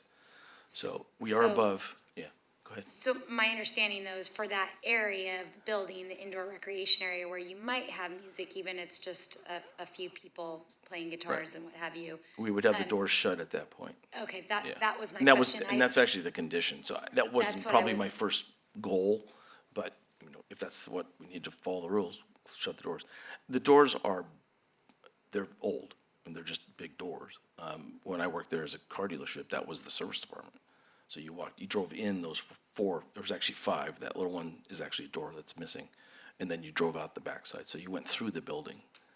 So the doors would remain closed if there was music happening, that's Yeah. part of a condition. And then also, just to reiterate for folks, that there would only be indoor live entertainment in that area between 1 and 8 PM. So it would be quiet after 8 Post-lunch PM. and pre-football. And you might continue to have some ambient noise from people doing outdoor activities. Absolutely. Cornhole, checkers, whatever they're doing. Scrabble's 8 and 10 pretty PM, loud. Scrabble, yeah, whatever, between 8 and 10 PM, but that would be it, so, right, okay. Just want to make sure I And I'm understood that. joking, but I'm serious about this. I really don't want to be the, hey, dude, it's 9:15, what's going on with the band? I'm like, who's this? Oh, we're the neighbor. Ah, really? So then I'll walk back to the fence and go, wow, it's really loud back here. This is crazy. Hey, band, knock it off. Thank you. Perfect, thank you. Councilmember Marks? Thank you. I appreciate, I wondered what was going to happen to you guys when you lost your space, so I'm glad to know what's going on. Yeah. I just want to know, you had mentioned that what we have been shown isn't accurate right now because something has moved closer to Monterey Street. I'd like to know what has moved closer to Monterey Street and So we, where. what we've done, to answer your question, is using the appeal as the guide. We took what we had, which is what you're seeing, and we said, if we move this, what would happen? If we did this, and Hannah's been great to work with on that. So we've got a couple of options that we've looked at that would literally, once this got to a next level, would be, what do you think? You know, but none of it is the reverse. Nothing's going towards the creek. Nothing's going towards the open space. So these are floor plan changes. Yeah, just floor Oh, plan change. floor plan within the building itself? Yes. Oh, okay, it's Yeah. not site plan changes, No, okay. and we're not building any exterior, you know, there's no building. We're not changing the building layout. We're not changing any of the footprint of the building that's been there for 70-something odd years. The fencing would be optional to whatever we come up with, honestly, that appeases everybody, honestly. The fence that's currently there is cyclone on the one side, and it's corrugated metal on the south side, or north side. So we're trying to propose very little construction, which would make very little construction noise during this process as we open, which personally is more annoying for me than someone screaming and yelling. I mean, a 7 or 10 year project of bang, bang, bang. If you have a 2-year-old, you care. That's right. So just to continue, Talk to us. another question.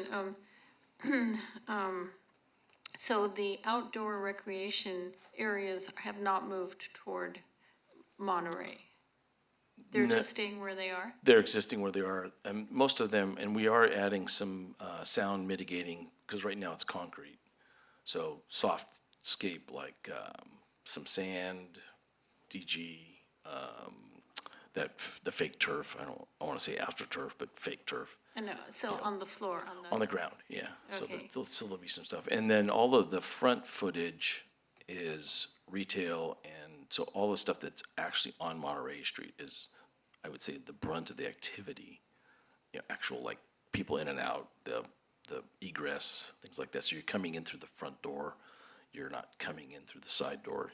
The front access is truly the entrance. So you're coming off the Monterey corridor, not the back patio or whatever that back, where the letters are in the green. That would be, I would say probably as a use, regardless of conditions, would be the employee parking.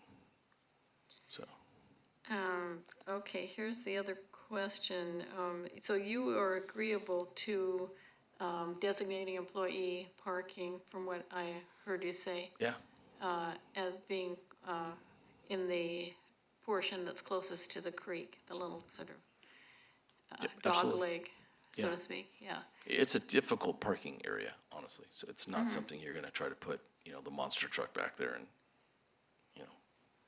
Yeah, stuff that doesn't move, I mean, like if they're Right. gonna be there for a whole shift.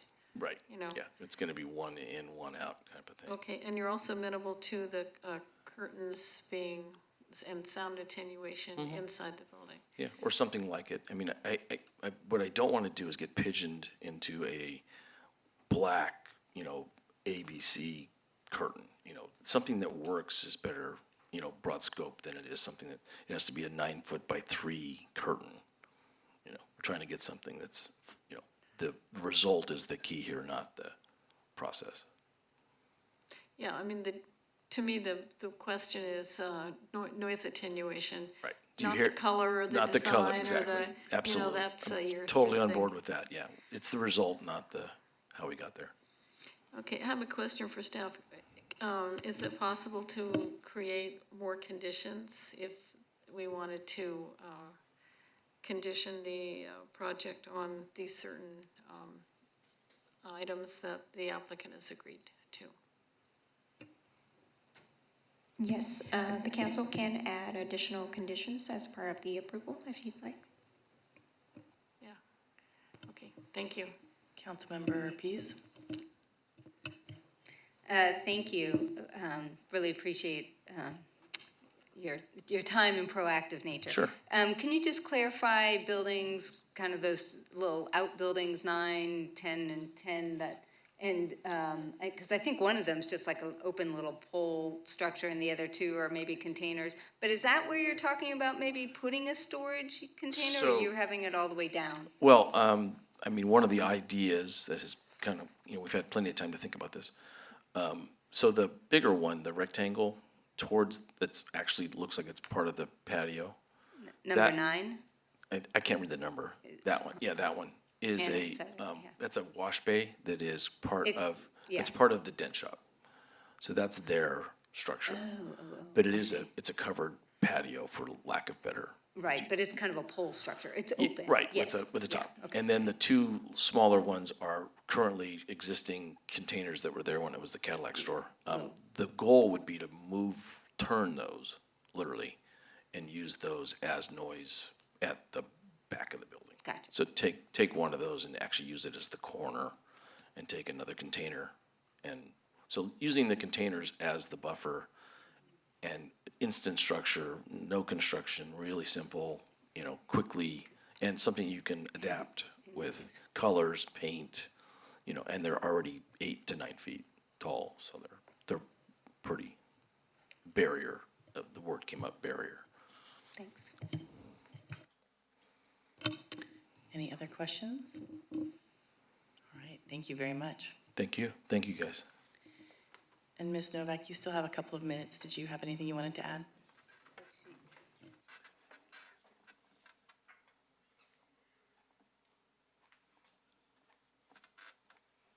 You had 2 minutes left, so I thought if you Okay, wanted why to. not, right?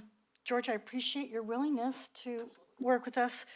I still have some concerns about the cars that are driving down the driveway and the headlights that are going to be projecting across the creek and into the neighbors. I don't see, like, one of the pictures that I provided you showed the Monterey Hotel and their willingness to construct a fence in the back there that actually did function as a realistic way to block the headlights. Yeah, it So- sounded like he was willing to put some slatting on, in front of the cyclone fencing, so that would help do what you were just saying. I'm not sure. Okay. Did you want to, I think you mentioned, What we were talking about is a solid container, like a 9-foot by 20-foot by. Like a cargo trailer Yeah. container thing? Against the back fence, so the fence would stay, and you'd get container. But not what's there now, as in number Not 10 where or they- 11. Not where they currently are, no. Were you- If you put down by the creek. So you're proposing to move those, there's a picture of them in that? Literally taking those and turning them towards the creek. Hopefully, there's a picture of them, maybe not, is the behind, in the back of the hub? No, nothing like that? Oh. Yeah, that little corner, the little corner is 26 feet. I'm just not sure what material or what that, if that's a cargo trailer, or if they're, anyway. I mean, if Well, we'll it see as it serves as a happens. solid barrier, I could see how that would function. In the pictures, I'm sorry to make it like Vanna White. thank you, Vanna. If you turn it over and the picture of the hub, they actually have sound curtains. So they're just right there to the left, that bottom picture to the left are sound curtains. And so we're not reinventing the wheel here, like you could actually, and so, but another component of this is, and so I have a degree of, I have to apologize because I have a degree of skepticism. Because one of the vendors is Hamish Marshall and the Rod and Hammer, the ones who operate they're not part of it? They pulled out? Time is up. Thank you so much for adding I'm in. mistaken. Not him. There is a distillery, but it's not yet. That'll be another time, maybe over a beer later. Okay. So now is the time we have public comment for this item. If there's anyone that has any public comment, this is the time to provide a little yellow slip to the city clerk. And city clerk, do you have any comments? Yes, we have 3 right now. The first one is Ron Tilley, and then Kaylee Herman. Thank you.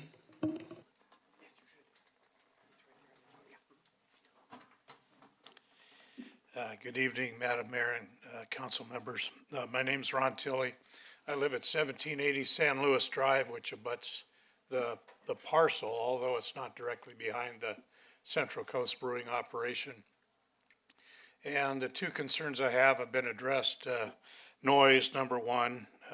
If it were just a matter of moving Central Coast Brewing up the street, I may not have so many concerns, but when I got the information on the packet, it seems like an expanded scope of activities and hours of operation. So the concern was after 10 o'clock, but I guess you've addressed that. And Hannah mentioned it's similar to the Rock and maybe other downtown bar activities. So adjacent to the residential is a concern. And lighting is an issue. If any additional lighting could be faced down and not shine on adjacent properties, that would be fine. We experience noise now from the Monday Club, but that's usually a once a month thing on a Saturday or a Sunday. And any kind of sound dampening and vehicle light barriers that could be added to the rear property boundary, that would be very helpful.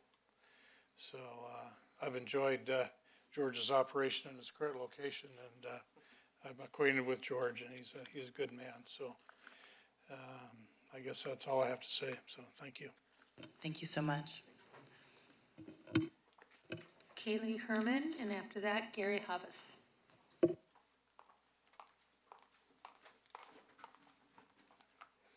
Hello, my name is Kaylee Herman. I have lived in San Luis Obispo for 10 years. I'm the proud owner of a home on the northmost end of Pacific Street, so I'm not right up against the location, but I do consider myself a part of the neighborhood. The decision to put down permanent roots in the heart of San Luis Obispo was a really easy one. The vibrancy of SLO is alive and well, and we're so lucky to have so many local businesses that we can walk and bike to. I've been a longtime supporter of Central Coast Brewing, as many of the other hub businesses. I see the opening of the hub as a revival of bringing different communities together, providing something for everyone. I did watch the entirety of the May 11th Planning Commission meeting, including the public comment. I wanted to understand what concerns were from the other residents, as I am a new homeowner. I too hear the exciting sports events from San Luis High. I have plenty of lights shining in my window from cars going in and out of the Smart and Final parking lot. And I hear these sounds and see these lights as a symbol of the vibrant town that we live in, because after all, we've chosen to live in the heart of it.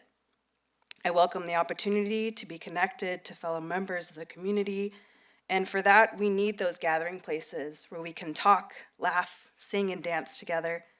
I welcome the opportunity to support local whenever and wherever I can. I'm confident in George Peterson and the rest of the partners to respect the surrounding neighborhoods, as he's already shown us today. I've attended many events hosted by Central Coast Brewing, and they have all shown the utmost respect for the town, the residents, and its visitors. I applaud the plan to include more bicycle parking to continue the city's dedication to being more walk and bike friendly. I'm thrilled by the new opportunities the space will provide to local bands and musicians. I would love to see the music scene even more vibrant. Providing the side of town with a community gathering place will serve many needs, including food options later in the evening when there are none nearby. I've been walking around town sometimes at 8:45 or 9 p.m. and nothing's open. I would certainly look forward to that. Also seeing recreation for families to play games together, and most of all, a place where locals and visitors alike can eat, drink, and be merry. To the council, I say yes in my backyard. I believe this collaboration of local businesses will revitalize this side of town while still upholding the charm of our city. Thank you. Thank you so much.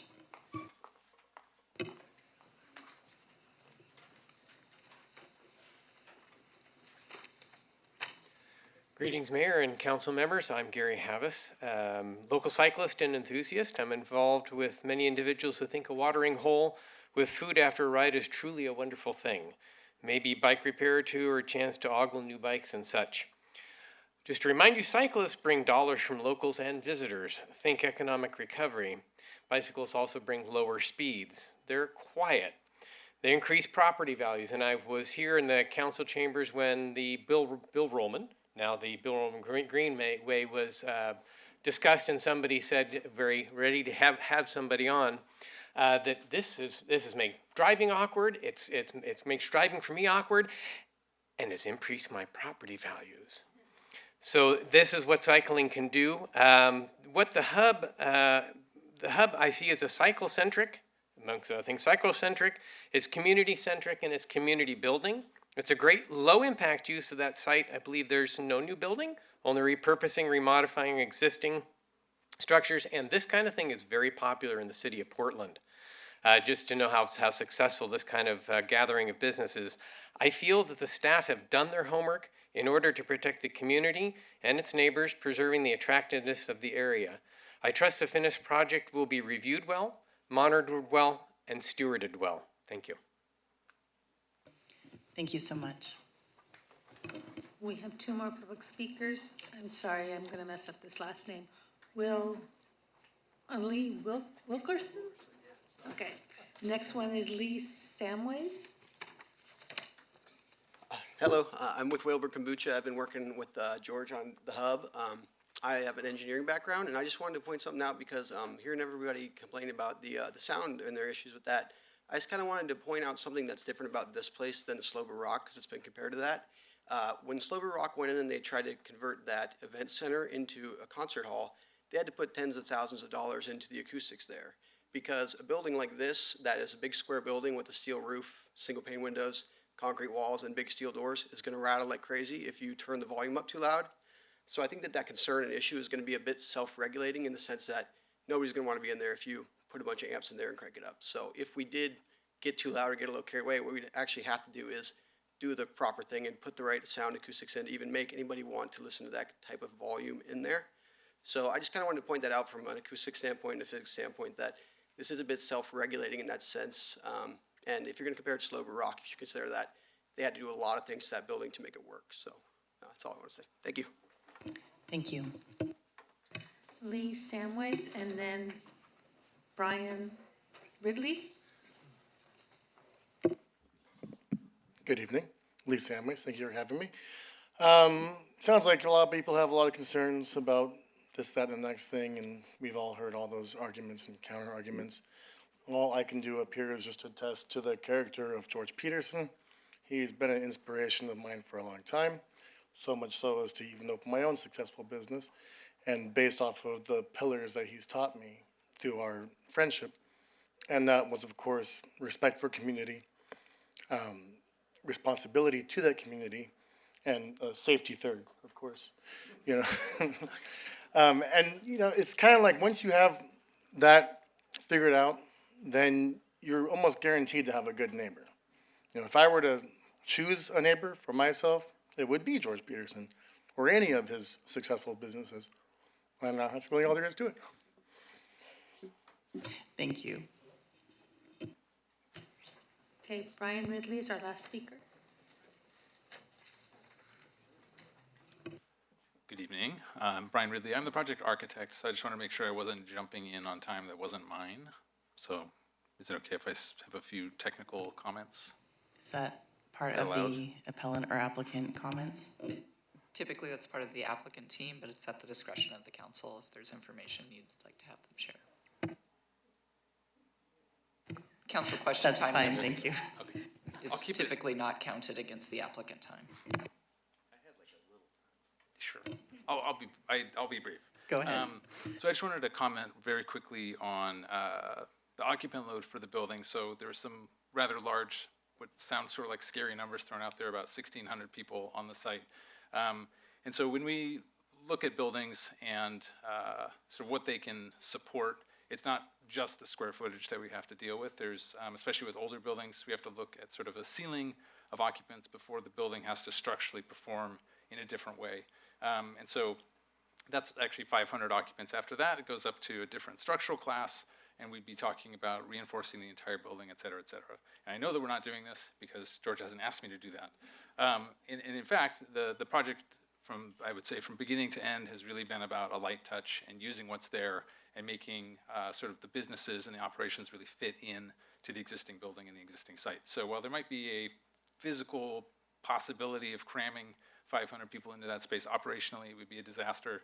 And if there was 501 people, the fire department would be there and they'd shut the place down. So from a kind of a concert venue perspective, I don't feel that that's an appropriate way to look at this project, and it's always been an incidental music kind of conversation that we've had as we've talked about the building. There's just one real quick also, it sounds like acoustically some of the concerns may be addressed by the curtains on the interior. The building is actually made out of concrete, which was a bit of a surprise to me. It doesn't look like it, but it's actually like a shotcrete style of building.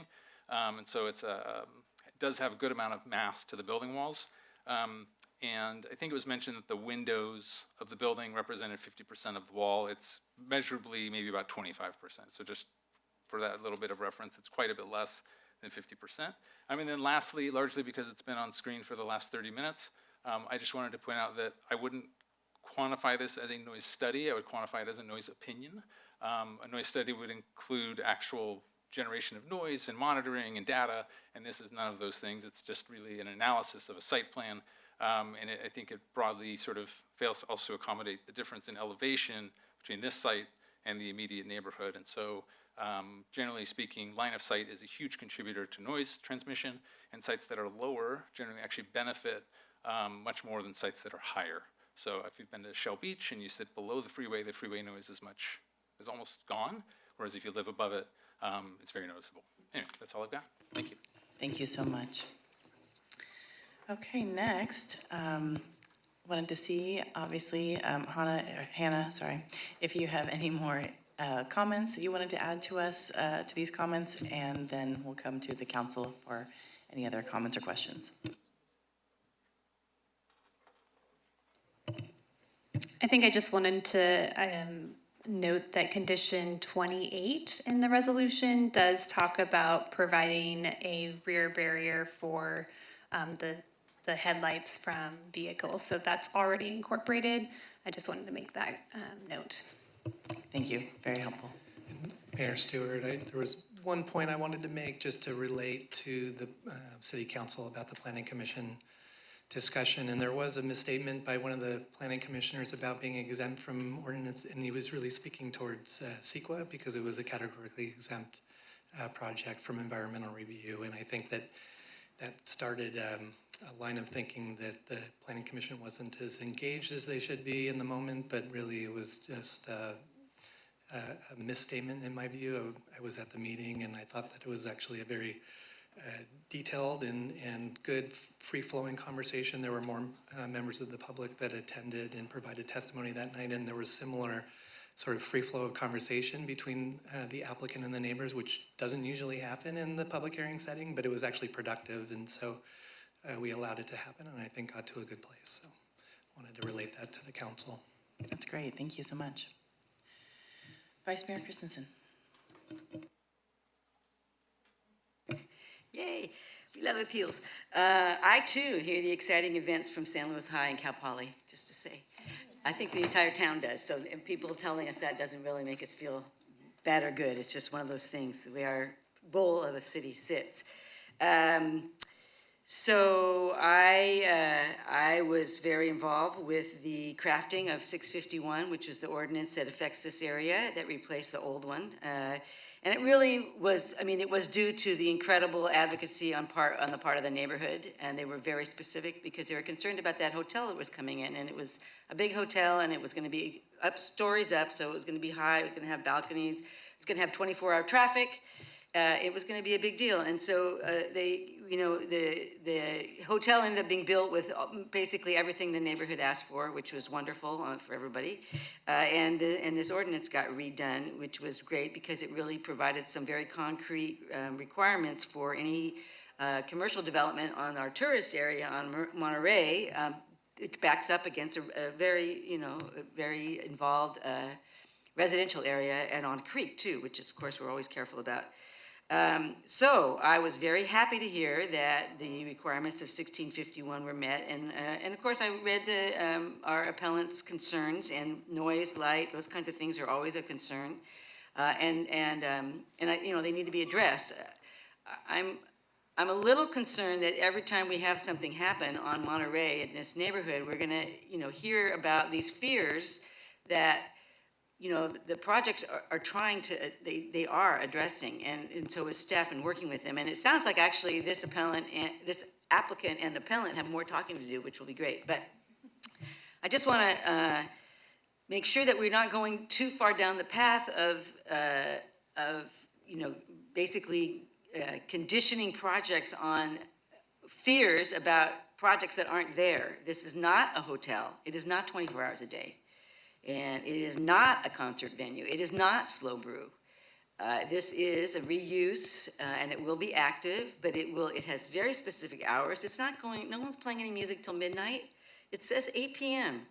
And obviously, anybody can do the wrong thing and not follow the law, but that's not what we make our decisions on. We assume our applicant is going to be following the law, including the laws around night sky ordinances, which is the light, and including the law around their noise ordinances, which, believe me, everybody in this town makes sure get followed, because it is a city that you can hear noises in pretty easily if mitigations aren't done.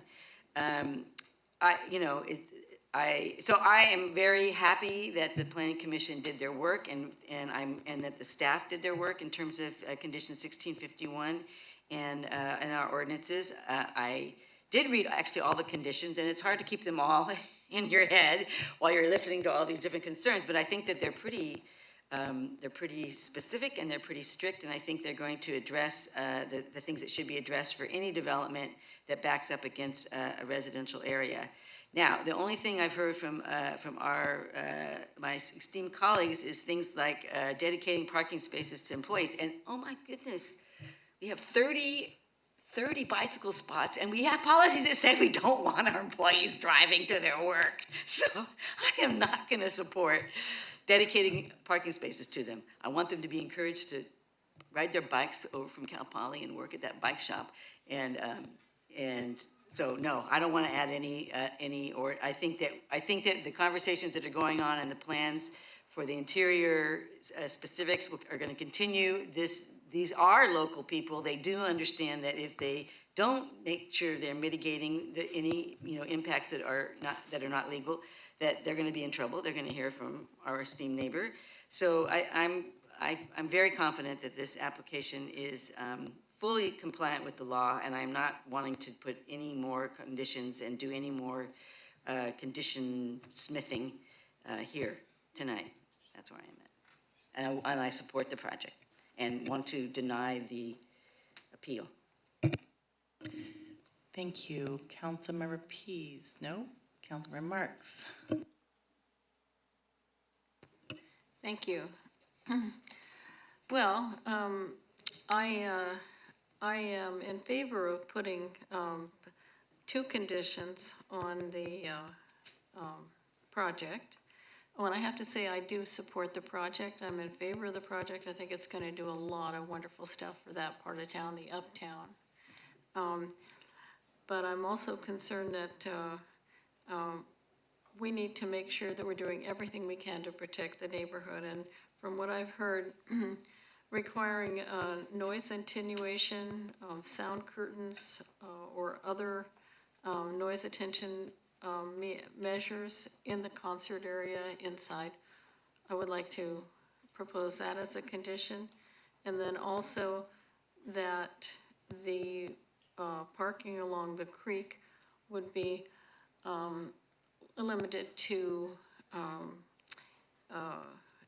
employees or equipment, business equipment that would be stationary for long periods of time. I think that in itself would be a buffer, and it would be a plus. So those are the 2 proposals that I'd like to make. condition 30 and 31. And so let's talk about it. Thank you. Councilmember Pease. Thank you so much. Thank you to staff and our planning commission. I always appreciate that, the heavy lift they do at those meetings.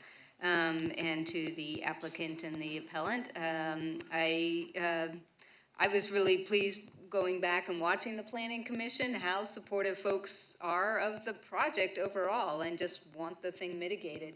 And I agree. I'm super grateful for the project to fill that site. I think it's wonderful to see local entrepreneurs coming together to make it happen in this way, and historic, interesting building being retained. So I think there's a lot of positives about it. And I will be supporting it. In terms of conditions, the parking one, I think you're right, Councilmember Christensen, and I think that it will be, you're probably going to want to have your employees if they're driving down there anyway, but it's probably, once you have the little fence, I don't think it's going to be a huge in and out. But I know that people leaving a bar can be really noisy, so it's a consideration, but I don't think it's worth adding a condition. And then we've talked about a lot of different noise. I think that one of the options that might come forward is, I am concerned about the noise in that D and E zone. And I'm glad to hear that there's going to be some softscape on the ground. And I think there could be some they make exterior sound absorbing panels that could be vertical elements that go along the fence. So you're not having to build a whole new sound wall, but might just kind of take up some of that reverberation. But again, I don't think I'm in a position to try to condition it that way. I think there's it's going to be a little bit of a wait and see. I think we're right about directional, and it might just be enough the way it is. And I thought that was a good point in terms of being interior to the building, is that there's going to be a certain amount of, you're going to want some absorption in there. I am open to that as a condition, sound absorbing material in the interior. I wouldn't necessarily initiate it, but I think it wouldn't hurt. So, but that would be the one condition I would support at this time. I guess the other piece that I considered was trying to have something proactive in terms of, after 3 months, kind of an analysis or a survey or measuring. Again, I think maybe there's a way to word that others kind of want to follow up on. But otherwise, I think we just need to, unfortunately, rely on complaints and a good dialogue, and then just see what happens. That's kind of what we do at the city. So those are my comments now. Thank you. Councilmember Shorsman. Yeah, overall, I'm supportive of the project. I agree with much of what Vice Mayor Christensen and Andy Pease, Councilmember Pease said. I would not have initiated a condition about the noise attenuating blinds. I think the applicant has shown that they have the intent to do whatever is needed to cushion, whether it's sound or other ways, the obstruction of the neighborhood. They seem like they want to do everything they can to make it as good as possible for the neighborhood. I think the thing that I wanted to comment on the most was that I appreciate the addition of the additional bike and pedestrian amenities that we've heard over time that most of the commercial businesses in that area would like that part of the neighborhood to be more bike and pedestrian friendly, and they want more people walking on the sidewalks and cruising in on foot and on bikes. So thank you for taking that into consideration, and I think it will enhance that area and make it give us even more incentive to make the other improvements along that corridor that neighbors have told us to make. So looking forward to that, and I'm not against a condition. It sounds like the applicant is agreeable to something about noise buffering, but I don't think it's necessary either. Thank you. also very supportive of the project. I think, I'm happy that there'll be more housing in your old space, but I'm also very excited that the vibrant business I think you're potentially going to be bringing forward on the Monterey is going to be really exciting. And I really appreciate that it sounds like you've heard your neighbors and you're looking at how you'll make some changes around noise and light. So I have a lot of trust in that, so that's exciting. And I think also the collaboration. I mean, I remember talking about a different location downtown that we were looking for like a Santa Barbara Funk Zone kind of theme or concept, and it sounds like you're kind of taking that in a similar way over on Monterey. And I think there's a lot of people that will be able to walk near where you are. Maybe that trolley will be very useful that we have. Or buses as well as bikes. And I think that's the one thing too, is that you're in a really great area for all of that to happen. I have no desire to require your employees to park in one way or the other. I think that's kind of your deal. If I am running a business, I want my customers to have the easy access, so I would assume you are the same way. And I don't think I have anything else to add. Oh, and I just also think that I heard a lot of good comments about cyclists and how you'll continue to hopefully partner with them and see what we can see going forward. So, while the assessment idea is kind of cool, unfortunately, I do think that we kind of depend on code enforcement, so that's kind of our whole town, our whole city, and that's got some pluses and minuses, but I'm sure you'll assess it along the way as well. Any other comments? Yes, Vice Mayor Christensen. Well, I'm going to go make a motion, but I am going to say that we don't just depend on code enforcement, we depend on good planning. Yes, but I mean for comments. And good ordinances that tell people how we want things planned so that we don't get complaints. Now, if there are complaints, we then depend on code enforcement. But one of the reasons that we are such a well-regarded city, all of us who've been on the planning commission know this, is because we have a lot of planning. And that's one of the things that we get complaints about is that there's too many rules to pay attention to, but they pay off in the end. So that's good. So I am going to go ahead and move staff recommendation as is. Thank you. Councilmember Marks. Thank you. Well, I would like to have a friendly amendment to that to require as condition 30 noise attenuation in the part of the building that would be a concert venue with sound curtains or other kinds of noise attenuation. I don't think it would hurt anything to have it in there as a condition. The fact that the applicant intends to do that anyway is great, but I think that it would help the neighborhood feel more secure if it were actually a condition. Okay, I will accept that friendly amendment if you will take out the word concert venue, because it is not a concert venue.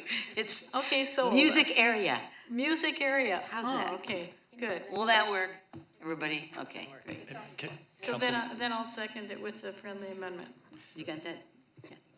Councilmember Marks, if I can just interject, we might just ask that we add in to ensure compliance with the city's noise ordinance, just so that the modifications are tied to an objective standard. Sure. In fact, if staff wants to take a little break and come up with the exact language of the condition, that'd be super. No breaks. We have other things to do tonight. Okay, that's right. All right. All right, we're good. We will have a break, but not for that. She is. No, I'm assuming the city clerk caught everything that you said there? Okay, good.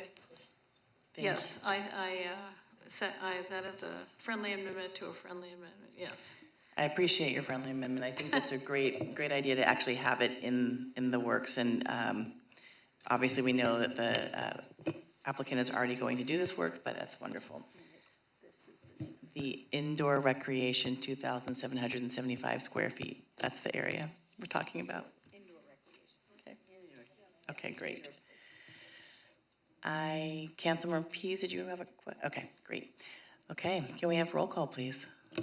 Vice Mayor Christensen? Yes. Councilmember Marks? Yes. Councilmember Pease? Yes. Councilmember Shorsman? Yes. Mayor Stewart? Yes, motion passes 5-0. Thank you so much for all of your time, and I look forward to your future conversations with your neighbors. We're going to take a 10-minute break, and we'll see you back at 8:05. Well, thank you for a little break here. We had item 6B originally, the introduction of an ordinance to amend the city's cannabis regulations and annual cannabis business program update, and that is continued to the October 18th council meeting. So next we'll have a study session, just to provide some overall guidance, and review the homelessness response strategic plan. Really excited to see Homelessness Response Manager Kelsey Knockett, such a long title, and Teresa McClish. Will you present the report? Thank you, Mayor Stewart and council members. I'm just going to pull up the presentation. And while Kelsey's doing that, I'll just frame it up for you a little bit tonight. Thank you for providing this opportunity, and we're really excited to be here before you again to talk about our homelessness response programs. We were here before you in November, and then again in June, when we were accompanied by county staff, when they were here talking about the draft countywide strategic plan to address homelessness. And so tonight, we'd like to update you regarding our recent activities and proposed components of our city strategic plan that we hope to align with the countywide plan. And with that, Kelsey, take it away. Okay, so we do have a lot of ground to cover this evening, so I'm going to try to be as concise as possible in covering a very nuanced topic. So to outline this presentation, there are multiple sections. So first, we will provide some context for the city-level strategic plan as it relates to the broader homelessness response framework, and really outline what the city's role is within that framework. And it will help us to understand how we can support and amplify what's working and reduce duplication of effort. From there, we'll go into our vision of success and vision statements. And that's really kind of a guiding point to if we have a 2-year strategic plan and we implement all of these pieces that we think will make a measurable difference, what do we envision to be the outcome after that 2 years? That's the vision statement.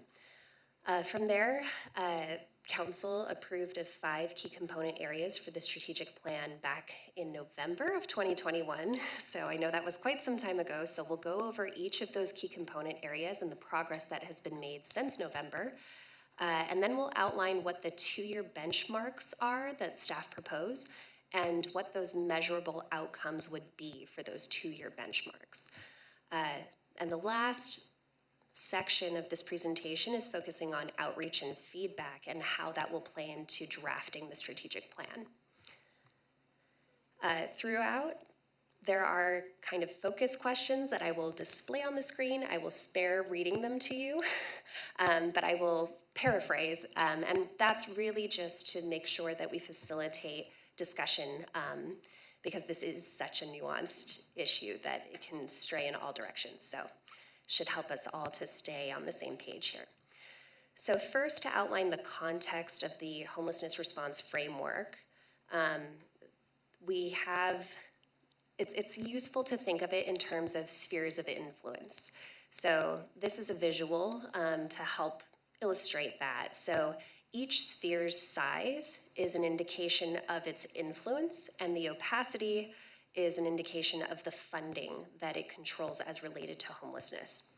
So you'll see the largest sphere is the federal government. They are responsible for creating laws, funding resources, and national guidelines, and most people are really familiar with the CDC at this point, so that is part of the federal government. Of note is in the upper corner, you'll see this kind of different colored sphere, and that is in reference to laws. So Boise v. Martin is a federal law that has a wide-ranging impact on homelessness response at all levels. And Care Court was passed on Wednesday, and that we imagine will have a wide-ranging impact as well. So On that one, the size does not indicate its influence, but it's of note. So then we have the California State Legislature, and they're responsible for interpreting laws at a more localized context and providing funding and program resources. You'll see that the county is kind of centralized in this visual, and they receive funding from the federal government and the state government, and are responsible for implementing state programs. So social services, public health, behavioral health, drug and alcohol services. They receive funding for those programs, and that's really implementing the intention of the state's laws and the federal laws. And from there, you'll see community partners have a large sphere. They're dedicated to this issue specifically, but they're a bit more transparent because the funding is really dependent on grants and funding from other resources and having to kind of patchwork that together. Anyone who's ever worked with a nonprofit is really familiar with that. I see a lot of knowing eyes up here.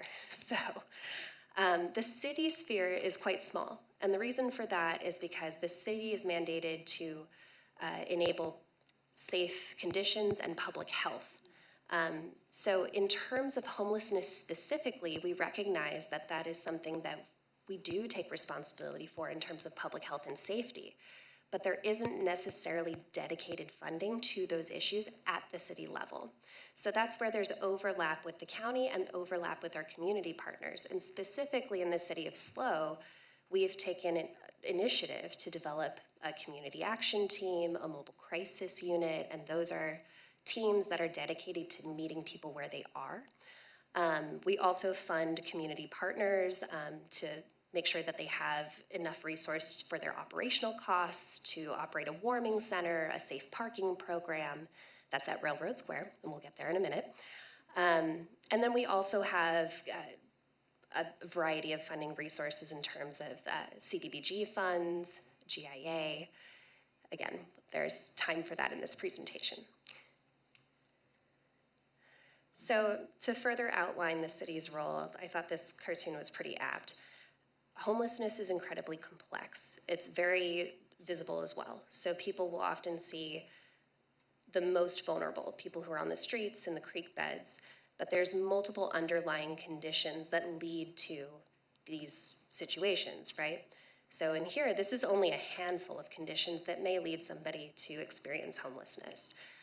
And in this cartoon, Uncle Sam is saying, you know, if only the problem was about homelessness. The reason I bring this up is because there is a lot of funding that's being dedicated to homelessness right now at the federal level and the state level, especially because COVID has exacerbated these underlying issues. However, a lot of that funding is tied to a specific underlying issue. So when the public hears about this windfall of funding, it sounds like we have a lot of agency to do what we need to do at the local level and meet our specific needs, but often it's tied to one specific area that may have some sort of overlap with homelessness, right? So it's a little bit more restrictive. So here's our first focus question slide. At this point, we're going to start talking about vision statements for our city level strategic plan, and it will be placed side by side with the countywide strategic plan vision statement. The countywide plan was approved on August 9th, and it's important for the city's plan to really consider the city's role and not overlap with the county's role. So we want council to be thinking about what is the city's role specifically? Does this vision statement reflect that? And then also think about, in your minds, does this vision statement reflect what your vision would be after 2 years of implementation to improve the conditions of homelessness within the city? So with that, I will try not to read the vision statements, but they are there for comparison. So our vision statement, I really consider this broken into 2 key parts. The first part is focused on community members, and this is all community members, whether you're vulnerable to homelessness, currently experiencing it, you're a business owner who is experiencing adverse effects of homelessness in your area, or somebody who may be concerned for a friend or family member, there's multiple ways that this touches our community.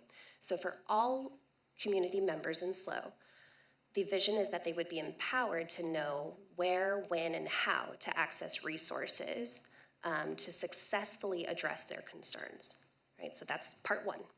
The second part to this is in instances where unsheltered homelessness occurs and it can't be prevented, that period is brief because the city has resources to connect people to a variety of options for emergency and transitional shelter that are available across the county. So again, this is kind of our North Star of where we want to lead if we have implemented everything that we are about to lay out for you in a 2-year period.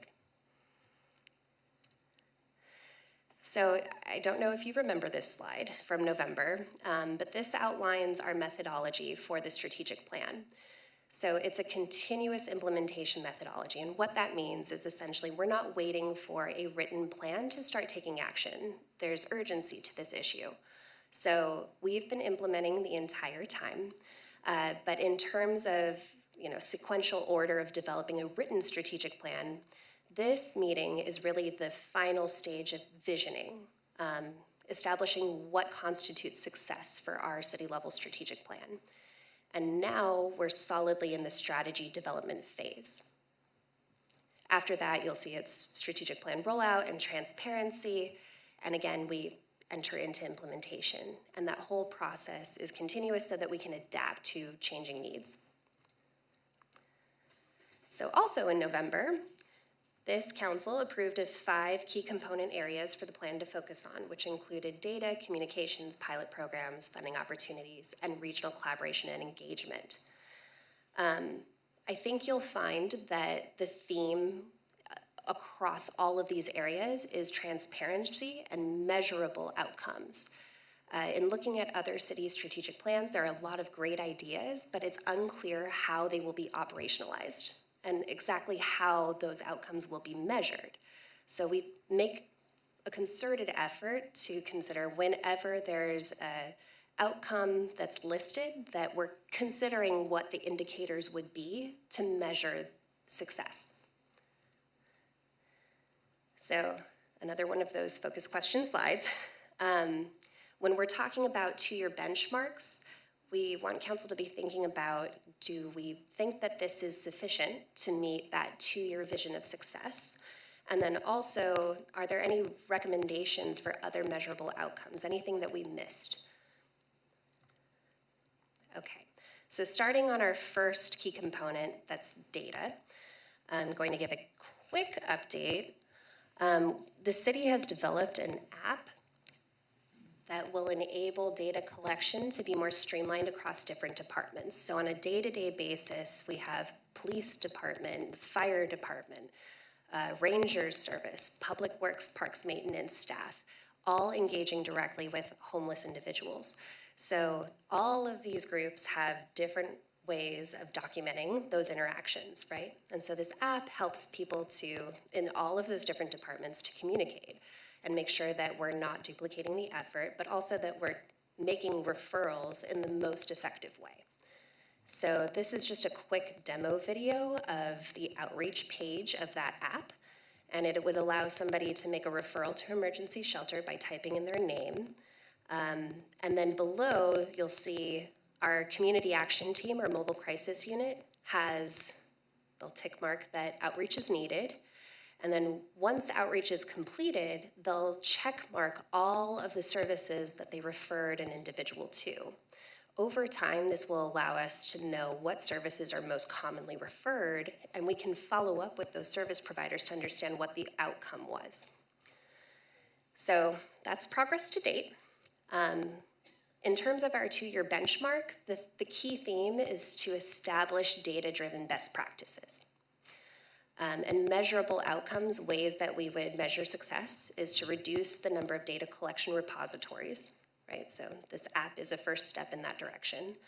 Increase the number of referrals from city staff so that we're making those points of connection as frequently as possible. and then analyze the number of successful referrals to inform best practice. Sorry, I'm juggling screens here. Okay. Moving on to communications. We have developed a pocket guide, which councils receive samples of. I have a few more if attendees would like to receive one, and we hope to have more available soon. But this pocket guide was developed with feedback from street outreach on what services people are most in need of in that first contact. So I will play a short video. There's the front of the guide. On one side, it lists all of the bus routes in the city that are color-coded and show what services are available on each route. And on the other side, there's a flow chart for how to get your California State ID, which is often a first step to receive other services and benefits. And across the top, there are services that our outreach staff indicated were the most commonly needed or requested.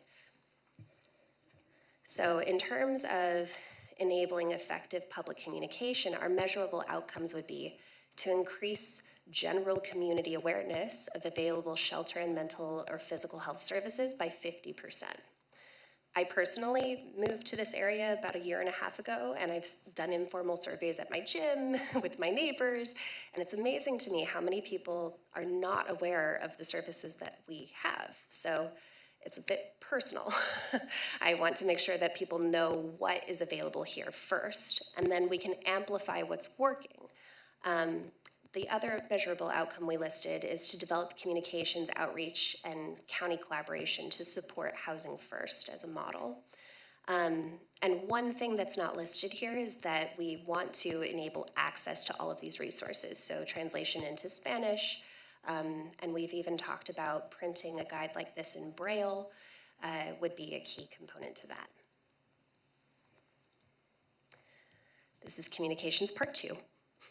So there's an internal aspect to communications, so we just covered more of a public-facing part of communications. The internal aspect is to streamline our city policies. So prior to the development of my role in community development, as we mentioned before, you have multiple city departments engaging with people who are unhoused on a regular basis. So there wasn't really a central organization to those efforts. I think the city has come a long way in figuring out how to streamline all of that, but there's more work to be done, particularly because local, state, and federal laws are constantly evolving, and we saw a lot of that in the years of COVID, and as this issue has become elevated on a national level, I think we'll expect to see more of that. So in terms of measurable outcomes, ensuring that city policies are aligned with those updated local, state, and federal laws. And the second part of that is that city employees are trained on updated policies, procedures, and best practices. So in terms of where we've come up to date since November, there's a picture on this slide of an encampment that is located under a bridge, and it's quite large. There were only a few inhabitants on this site, but you can see there's a lot of belongings. And part of what we've done is develop policy for city staff to understand what should reasonably be kept on a person at all times. So staff advise individuals to always have ID, documentation, their phone and charger, a sleeping bag, those types of implements with them at all times. And then it gets down to sorting out what the city can safely store. We have a legal obligation to store items for individuals, but what can safely be stored and collected by city staff for that matter, and then what items are reasonably considered waste and need to be removed from the site. Okay, moving on to pilot programs. So there's multiple pictures here. One is our safe parking program at Railroad Square. Back in November, we just started a reboot of that program, which included stenciling spaces, posting the rules at either side of the lot, increasing street sweeping on site, And all of those led to an increase in registered participants. So prior to the reboot, the average monthly registered participant rate was less than one person per night. Now, post-reboot, it is 19 or more registered participants per night as a monthly average. That said, there have been concerns from neighbors in the community, and it's not a perfect program, and we're working to make improvements. So again, there's a theme to this whole strategic planning process that transparency is incredibly important. And while we will celebrate successes, we will also be open about lessons learned and adaptable to make sure that those lessons learned are put to practice. So in measurable outcomes, we have increased resiliency of emergency shelter. That comes off of COVID and pandemic response. Increased diversity of outreach resources and teams.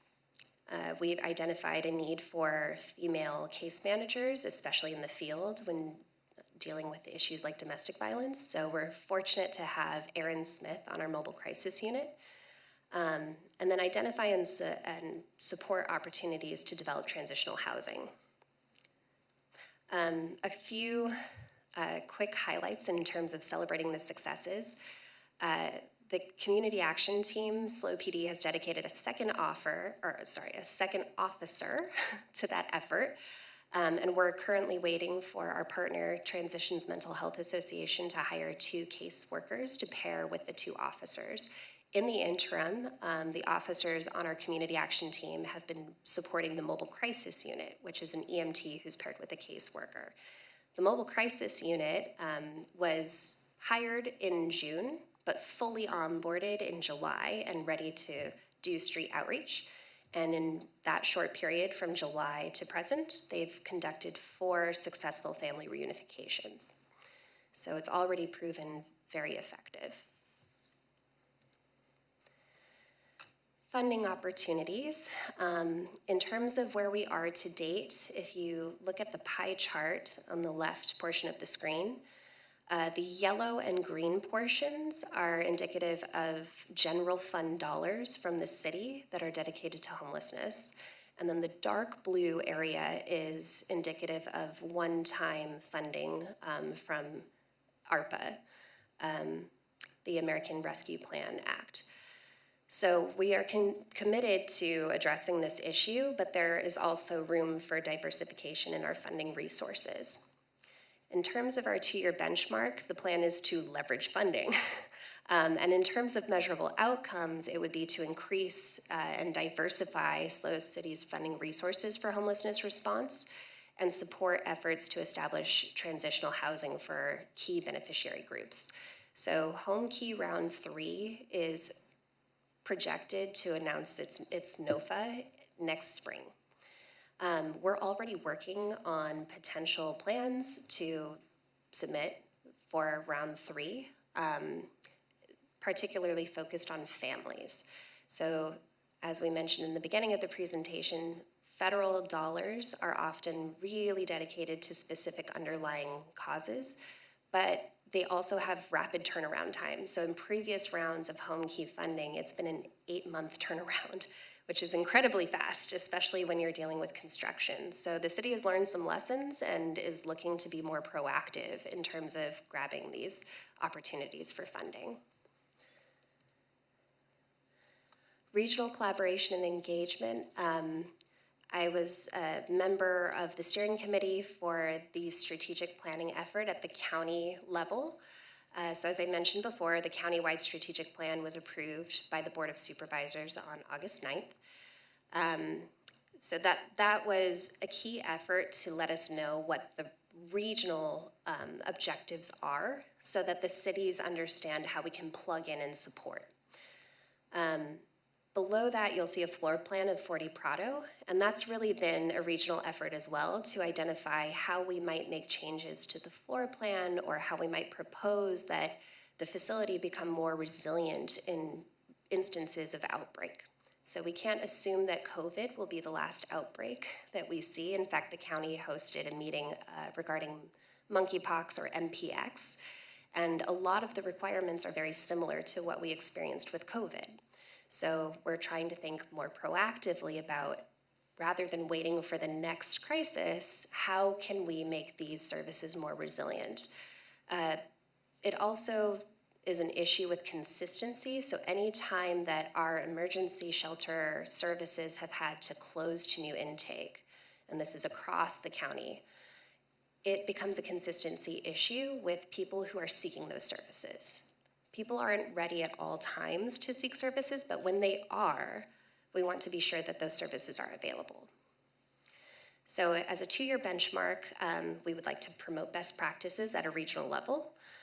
And measurable outcomes of this would be to advocate for policies and programs that meet localized regional objectives, advocate for the adoption of best practices, and advocate for equitable and proportional funding from federal and state and local county and city resources. Okay, another round of focus questions. This last portion is focused on our public engagement and outreach for developing the strategic plan. So as we mentioned before, communications is a key component of the entire strategic plan. That's an ongoing effort that does not stop. We do have a bit of a transient population in terms of a student community. So education happens every year with every entering class at Cal Poly and Cuesta. But this is really focused on, in the drafting of the strategic plan, how can we incorporate feedback so that that is being actively considered and drawn into all aspects of the plan. So we would like for council to consider, is this an appropriate strategy? And are there any recommended additions or alternatives to the proposed stakeholder groups that we outline? So with that in mind, there's a 2-pronged approach. The first would be to conduct surveys.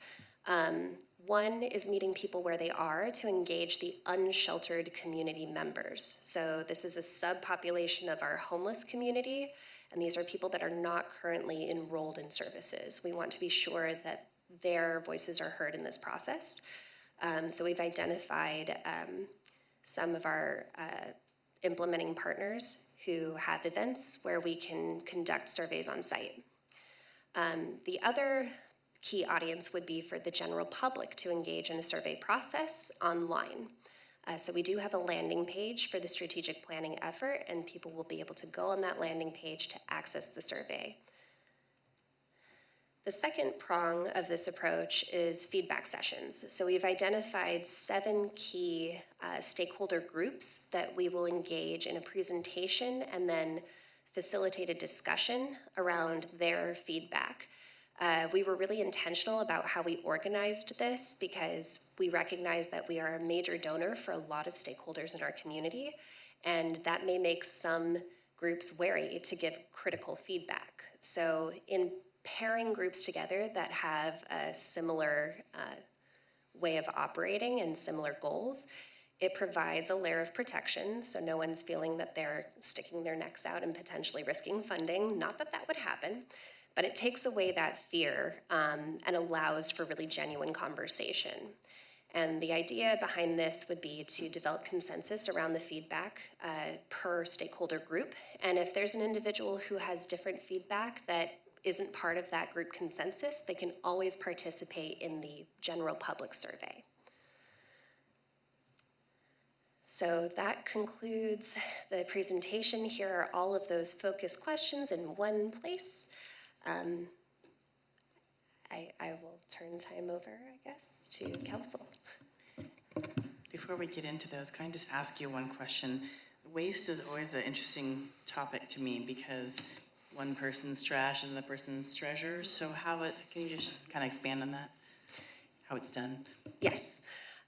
So Whitney Sintesi, our communications manager, is working on a simple visual for this that I think will help public understanding significantly, but we do have specific guidelines on what can be safely collected and stored and what cannot. So this includes items that are perishable, scrap, chemical, sharp, contraband, those items cannot be safely stored or collected. So those items would be considered removed, right? Trash. Items that are intact, that are well maintained, or at least, neatly stacked, those types of things can be reasonably stored. A fully intact bicycle, for example, can be reasonably stored. If it's bicycle parts, we often see multiple tires or, nuts and bolts. I've seen crates of nuts and bolts. That's not something that we can reasonably store for somebody.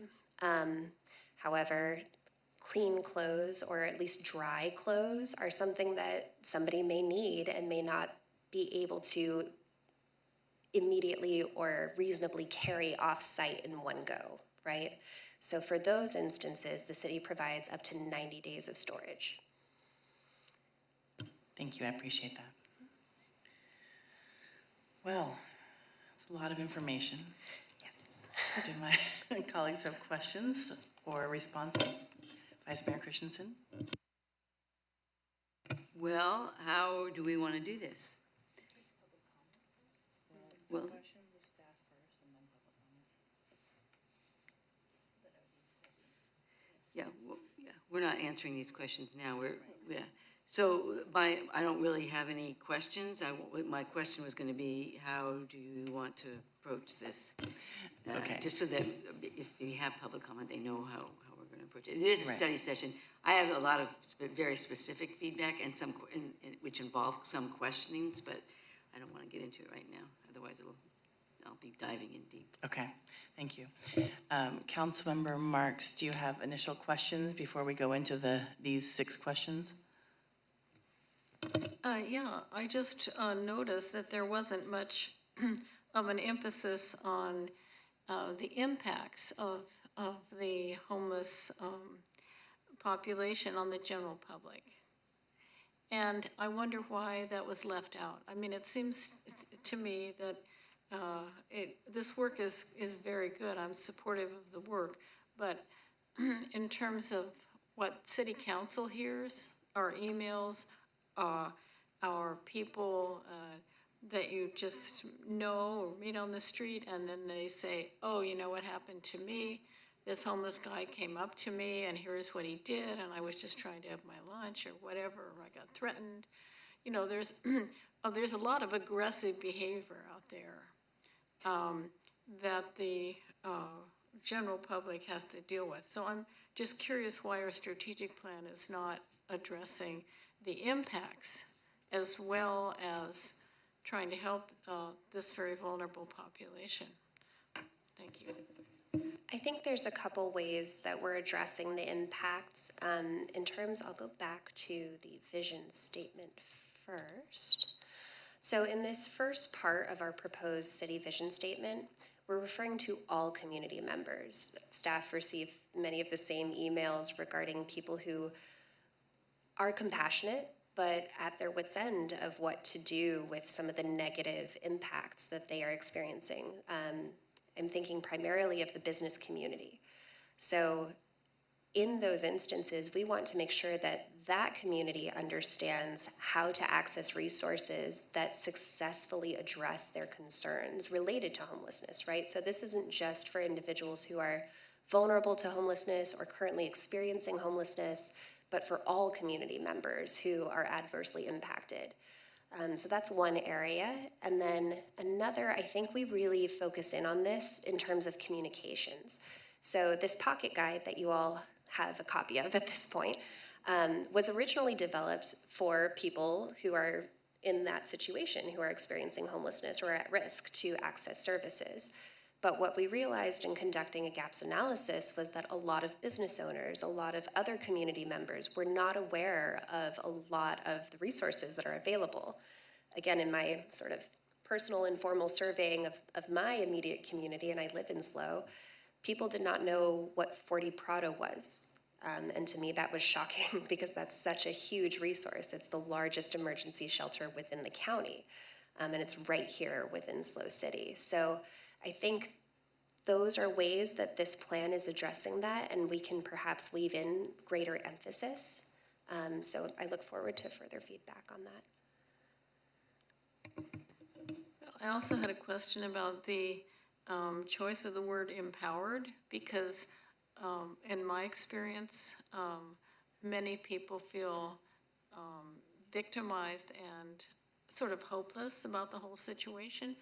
So I'm later, when we're getting to comments, I have some alternate language, but I understand now the way you explained it, what you meant. But when I read it, I thought, you know, we're not, I don't want to gussy up or dress up the situation. I want, you know, us to be very fact-oriented and including our vision, you know.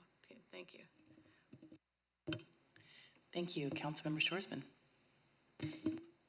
Yeah, I have quite a few kind of detailed questions, but it sounds like we're maybe going to get into those a little bit later, so I won't necessarily ask those now. But I guess on the vision statement, I'm curious about, you know, I think it's really important, and you've pointed out that you've been sort of waiting for the county plan so that you could align the city plan with the county's plan. And so curious about the vision statement in particular, especially the second sentence. I guess it's only 2 sentences, but the second sentence there about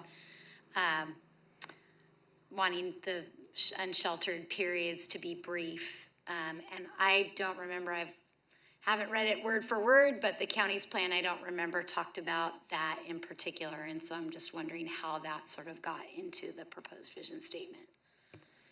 So I think I can address that one. In the county's plan, there's a very heavy focus on transitional housing options and developing a spectrum of shelter and housing that provides some variety to what we currently have, right?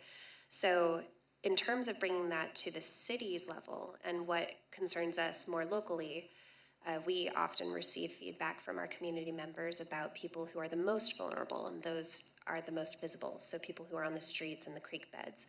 Those are individuals who are not currently engaged in overnight services and are unsheltered. So that's the emphasis on that wording in the second part of the vision statement, is that unsheltered homelessness, periods of unsheltered homelessness are brief. So that we make that connection into emergency or transitional options, which connects then up to the county's plan.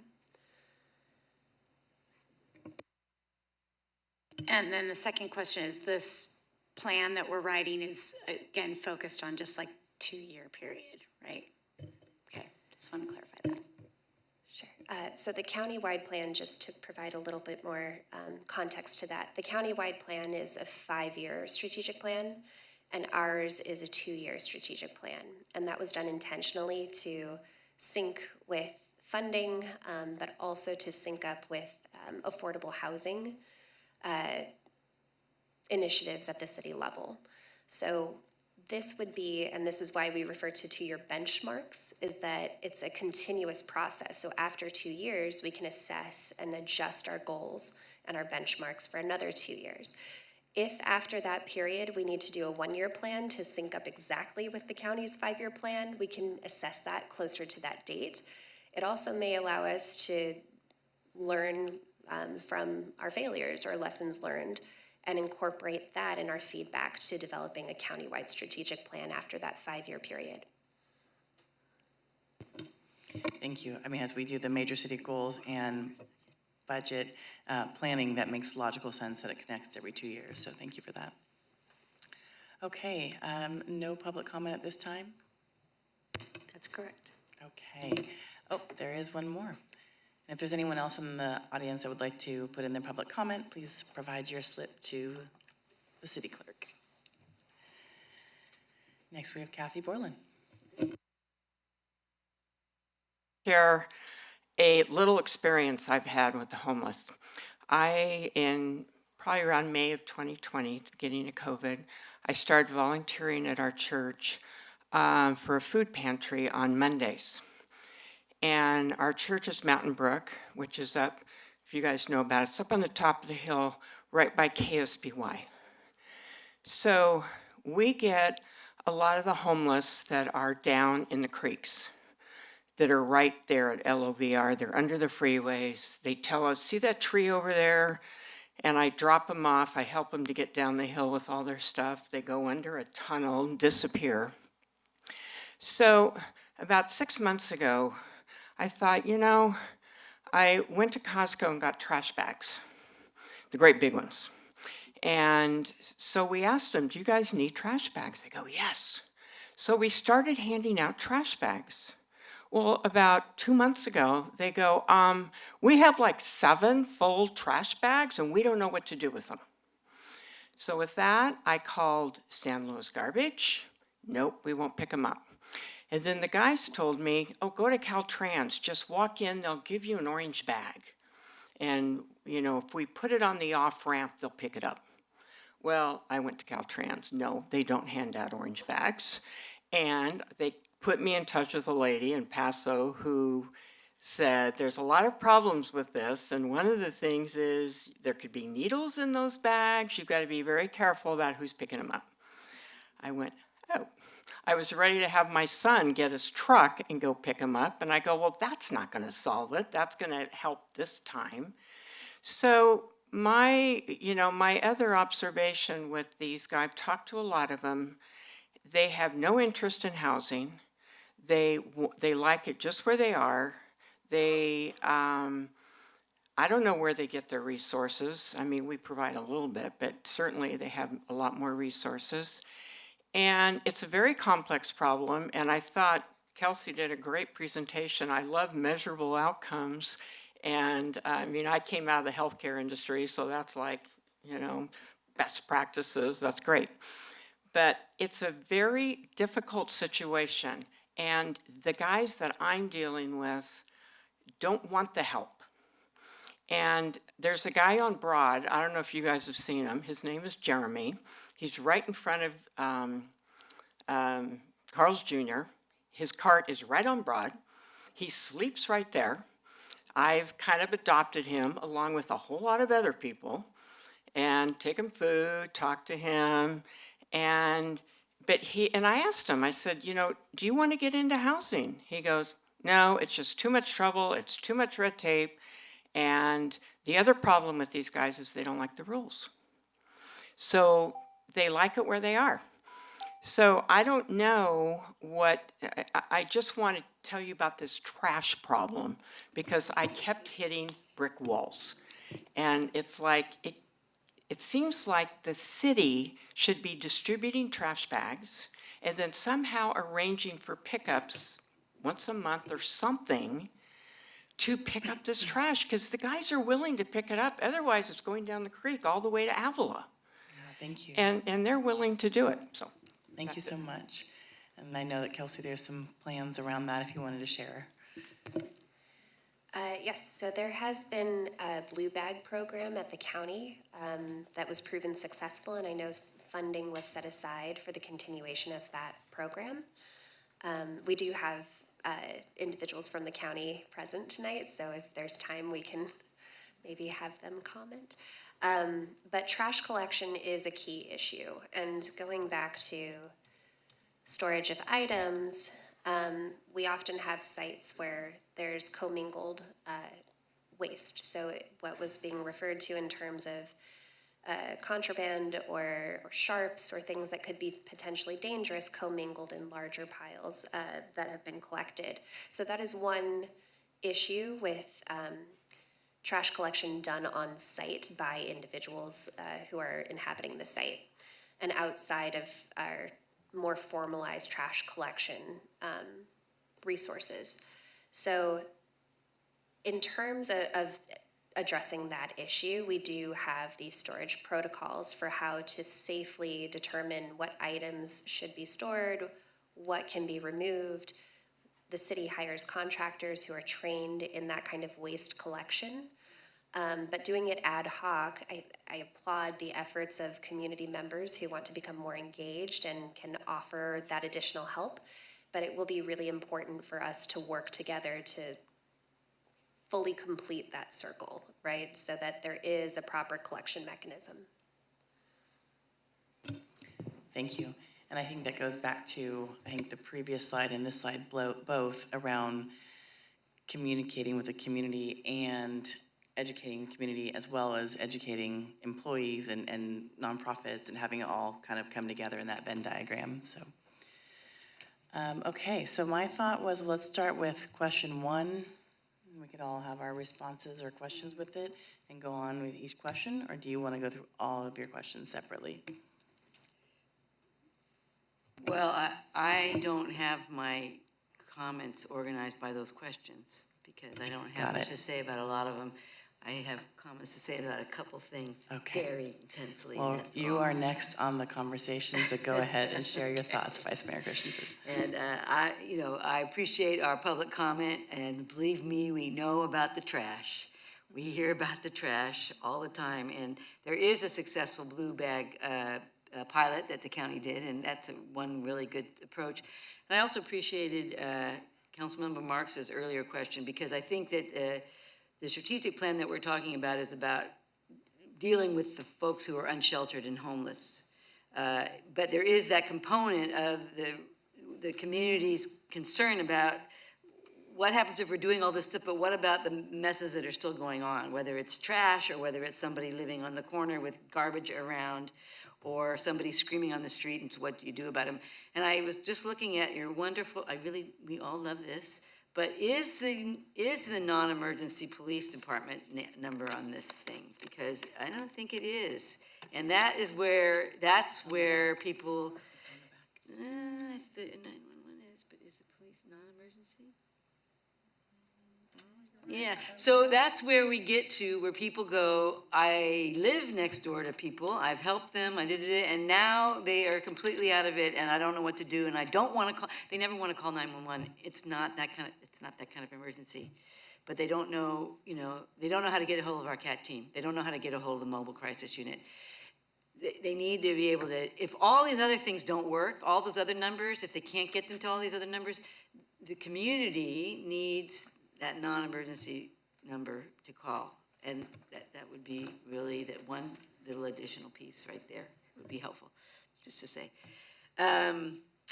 So in terms of the vision statement, I think the I'm not a big vision statement person, and I know you guys will probably have little things you want to do, and that's great, but I like the concept that you're talking about educating the community and also dealing with the actual folks. So you're defining the way we want to see in 2 years is a reduced time being on the streets or homeless. And that's a great and reachable vision for 2 years.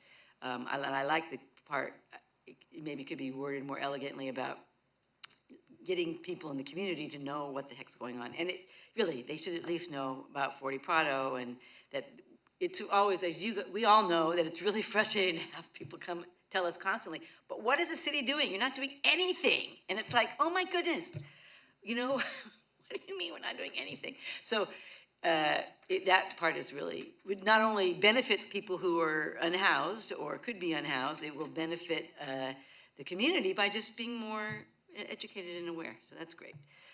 So that's all I'm going to say about the vision statement. I think the dual goal within that vision, the dual vision within that vision is good. All of my concerns have to do with the example indicators that you gave us, some of which are good and some of which to me are literally, don't make any sense, or are not good for the city. And I'm going to go through them real quick, if you guys don't mind. I had the benefit of talking about this with staff during agenda review, and you may have heard of some of my concerns, and so maybe you'll be able to. I'm going to spit a lot of stuff at you right now, so hopefully it won't be overload. Okay, so the data part. Number of city data collection repositories, number of referrals made by city staff, number of successful referrals reported by Prado. Okay, so you kind of gave the answer at the beginning of this thing that are we looking for one data repository for city staff? Is that possible? We're looking to reduce it. So as mentioned before, we had multiple departments having these touches, right? So by having everyone at least engage with one system, they may still maintain secondary systems, But we want to reduce that as much as possible, right? Because that's a duplication of effort. Well, yeah, so my question to staff was, is the goal one repository? I don't think it's necessarily one, because I don't know if legally that's possible. Well, that's what I wanted people to find out. That's what I said. I think we should find out what is legally possible, what is legally needed by our public safety people versus our medical people, whoever the people are that need to know this stuff. That should be the goal, right there. That's the indicator. Not reduce the number from 10 or 15 to however many, but find out what the number is and then put that down there. I think it's doable because you've already gone a long ways. And I think it's absolutely key to actually making any changes, because until we have the data and it's clear that it's not overlapping, everything else is irrelevant. Briefly before we continue, for audiences that may watch this recorded later, these example indicators are located in the report, in the council agenda report, rather than in the presentation. Yes, that's true. And those are examples, and then we actually took it one step further outside of the council agenda report and started to list, how would we track those indicators, right? So it's not just that we have a number that we can refer to in terms of what is indicating success, but where do we come up with those numbers, and being very transparent about that as well. Right. I think we're on the same wavelength. Right. Well, I know that this is just a study session, and I know this is just a draft plan, but I'm just going to talk about some of the attitude towards the indicators that are indicating something I don't really want to measure. So anyway, that's the thing about the data collection repositories. I want to know what we're aiming at, and I want to get there. And that would be a really great thing to do. And then also, like for instance, when you're talking about something like the number of successful referrals reported by Prado, what's a successful referral? We need to know that, and I can tell you. You can have a successful referral today, and then like a day later they're gone, and then you can have the same person successfully referred 2 days later, and it's some of these numbers. It's like, yeah. Yeah, and I think, is it really that useful? I don't know. I think this will be more detailed when we have a full draft strategic plan. But to that point, I think how we're looking at successful referral at this juncture is that somebody has the ability to access an available bed. So when I think about our vision statement, we have these windows of opportunity with people, right? The trust in this community is very delicate, especially from government entities, because people often feel that it's failed them to get to this point, right? Well, yeah. So in those windows of opportunity, the goal is that we have services ready to go, and that any failure would be from the individual's ability to maintain or their readiness for that service. Okay. Mainly what I want to get at is that when you're talking about using words like successful referrals, that we make sure that we're all on the same page about them, that you're not just tossing off things and what's a successful referral? That's kind of the idea there. Let's see here. The next one is communication and outreach. And I think I talked about it later on. Yeah, well, web page, housing first, white paper, blah, blah, blah. Okay. Let's see, what did I say there? Oh, the second part, where it says update city policies and procedures, and city employees are trained on updated policies and procedures. And so then the criteria are percent of city policies and procedures that are related to homelessness updated annually. I mean, if a policy doesn't need to be updated, why was that good? In other words, so you could have 20 policies and, we updated every one of them, and mostly we said, this is good, we don't need to update it. So again, it's not that you don't have the right idea. I like the left-hand side, but the indicator is like, what? Why is that? Why is that useful to update something automatically, annually? So some of these may not be directly related to changes in the law, but changes in our implementation. So for example, the storage guidelines, the law states that we have to store for up to 90 days. But the way that that's conducted in terms of operational success, we're advising staff that they need to inform people first of what they should reasonably keep on their person at all times. Because we've seen that there's greater success with that and greater acceptance of, here's what we can and cannot store for you. Because we're approaching it from a more, here's what you can have place instead of a, you can't have X, Y, Z. And I agree that obviously that needs to happen. I'm just saying counting the percent of city policies and procedures related to homelessness that are updated annually isn't a useful indicator because it doesn't tell you whether it was worth updating. I mean, it's a very bureaucratic thing to talk about. It doesn't seem to me to actually say anything except bureaucratically. It could mean something useful, maybe if it was worded differently or counted differently, but the way it's just, you know, we could update every single policy in the entire city, and we'd go, whoa, look at the workload we did. 1,015 policies updated. And everybody out there would go, what? What? So that's what I'm trying to get at. So the number, and then the second thing, number of city staff trained on topics related to homelessness. It better be 100% every year. So I don't really, again, see why that would be useful. Every year, or every 2 years, or however many, every time somebody comes on to staff, training around this issue should be part of their training. Like it would be like sex stuff and DEI stuff and it's all that stuff. That it should be part of the training. So again, it's a great thing to do. I like that, but the measurable outcome is like, duh. You know, I mean, sometimes you want things as indicators that are kind of easy to do because then at least you have success at something. So if you want to keep that in there, that'd be great. But if you had something like 50% of city staff were trained on topics related to homelessness, I'd be going, why isn't the other 50% trained? People couldn't do 15 minutes while you went over, 10 minutes while you gave them this every year? No. See what I mean? I'm just being very, very practical and I think the key theme here is that we need to be much more specific in how we're defining these things. Yes. So in terms of overall city staff, do all of our engineers need training on trauma-informed care?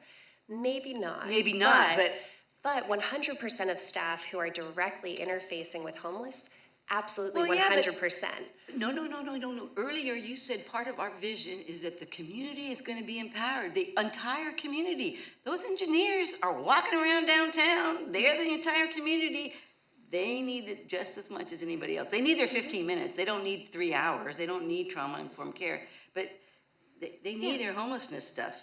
That's Right. That's And part of then our vision. Yeah, So- and access to resources and training are two prongs of that, so point well taken. Yeah, you said on topics related to homelessness, I'm going to at least one topic related to homelessness.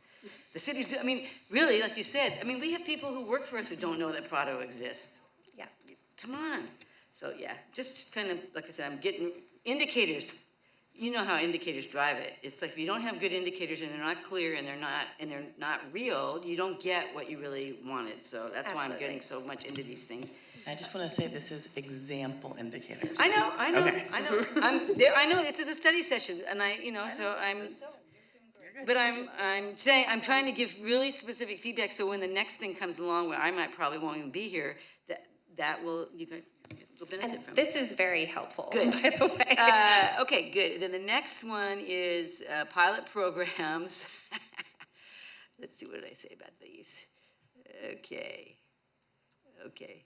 I said, these sound like great criteria for pilot programs, but kind of disasters for ongoing commitments.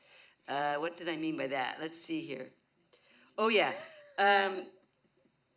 So if you're having a pilot program, once you've done the pilot program successfully, the next criteria is, and maybe staff has told you about this one already, the next criteria is, did it get adopted by our county as a permanent program? Because we've just, like safe parking was a great example. Maybe this blue bag thing will be a really good one, even though the county was the one that piloted it, but maybe we might have to pilot it again before they adopt it, really.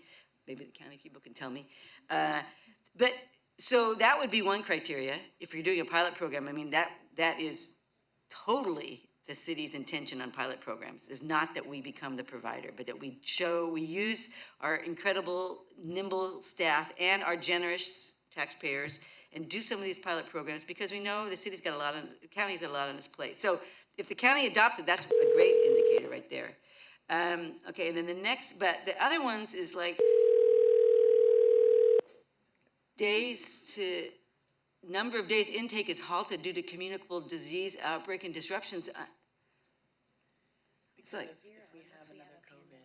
yeah, I mean, I know what it means. I'm just saying, what's the point of it? It doesn't make any sense to me. Why would you even have that? I mean, if you said 56 days, okay, well, we had a pandemic, so it was 56 days. Why is that? Well, yeah, but if you have something that's beyond your control, why measure it? I don't see it as that's not a very useful indicator to me, because to me, You can get Prado set up to handle And we can section it to handle, to respond so that they don't have to shut down and lose days of service. you start becoming a provider, and I don't want to be a provider. That's why I'm talking about being a disaster, not because it might not work, but I don't want to become a provider. I don't want the city to become a social services, mental health, and drug and alcohol, provider. I want us to do pilot programs and then hand them over to Staff the people very with the much money. shares that So when vision. you start to get to that's why these things, again, they seem like they're great.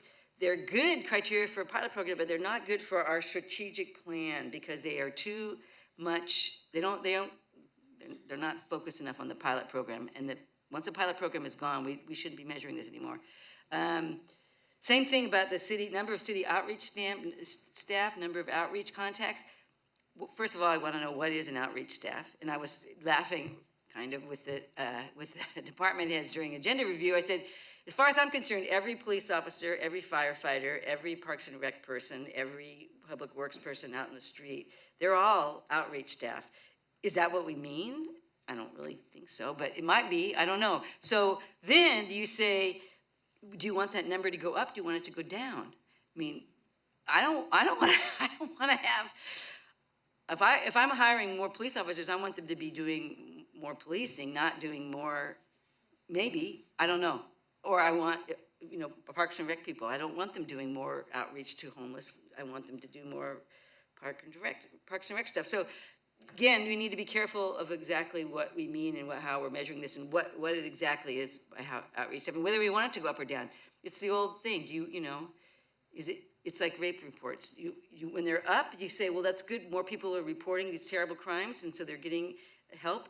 Or when they're down, you say, oh, good, there's fewer rapes happening. You don't know. And so that's these right here in this section are like that, where you go, do we want them to go up or do we want them to go down? And we need to be clear about that. We also need to know what outreach staff is. Same thing with outreach resources teams. I think it's good to have some. We do have some, our MOU, our Mobile Crisis, MCU, our CAT teams. Do we want that number to go up all the time? Do we want it? I mean, it can't. That's the whole point of this whole entire thing is we have limited resources. So just measuring the number, if you say, okay, we have 5, okay, the next year we have 7, the next year we have 2 outreach teams. Is that good? Is that bad? What's happened? Is the county taking over it? Is the state giving everybody $1 billion to hire people? We don't know, but that's a concern of mine. And then number of city-supported transitional housing opportunities. I had a really good discussion with staff about this, and I think it's really important that we talk about the city as a contributor of its generous fair share to these kinds of opportunities. We want to create more variety of housing, and we want to support our regional partners in creating more of that kind of housing, but we do not want to have 5 homeless services centers in San Luis Obispo. And so, again, do we want the number there to go up or to go down? And what do we exactly mean by city-supported transitional housing opportunities? I think we mean it in a regional context. If 5 Cities Homeless Shelter is housing homeless folks from San Luis Obispo, then we should be contributing to that and helping them. But we shouldn't necessarily be doing, adding tons and tons of transitional housing to our caseloads while the rest of the county goes, hey, you guys are doing a great job, continue it. And never mind, we won't do anything. So that's really important. Those are those. I told you I was gonna get in the weeds here. Okay, funding opportunities. I think the first one, number of grant applications submitted, number of dollars dedicated to homelessness response. Again, good, unless it's not an endless amount. So if you're talking at 2 years and going, hey, we really contributed a good amount, it's good to measure that and know what that is. If you're saying, okay, well, now we're going to expand it, and what this is going to become a 10-year thing, can we afford? Is it feasible for it to go up by X number of dollars every year? Do we want it to? Some of us might want it to. Some of us might think that's not budget friendly. I don't know. I'm just saying that it's, again, do we want things to go up? Do we want it to go down? And what's the time frame context of some of this stuff? As I have said a number of times from the dais, you could pour every dollar we have in our general fund into homelessness issues and responses, and you would still have a homelessness problem. So these indicators can't be just bigger or less. You can't be just more or less. You've got to have an understanding of the context of what you're measuring here. And so very important not to just say, hey, there's fewer dollars, so we're doing a worse job. Maybe not. Maybe we're doing a better job because we are not doing a pilot program that the county's adopted. So we're not having to spend money on this. Maybe, something like that. So we need to just think more carefully about what exactly we mean by more is not better or less is not better. What is exactly are we trying to accomplish by our goals, and then are we measuring that the goal got met, not did we meet these numbers? And then I made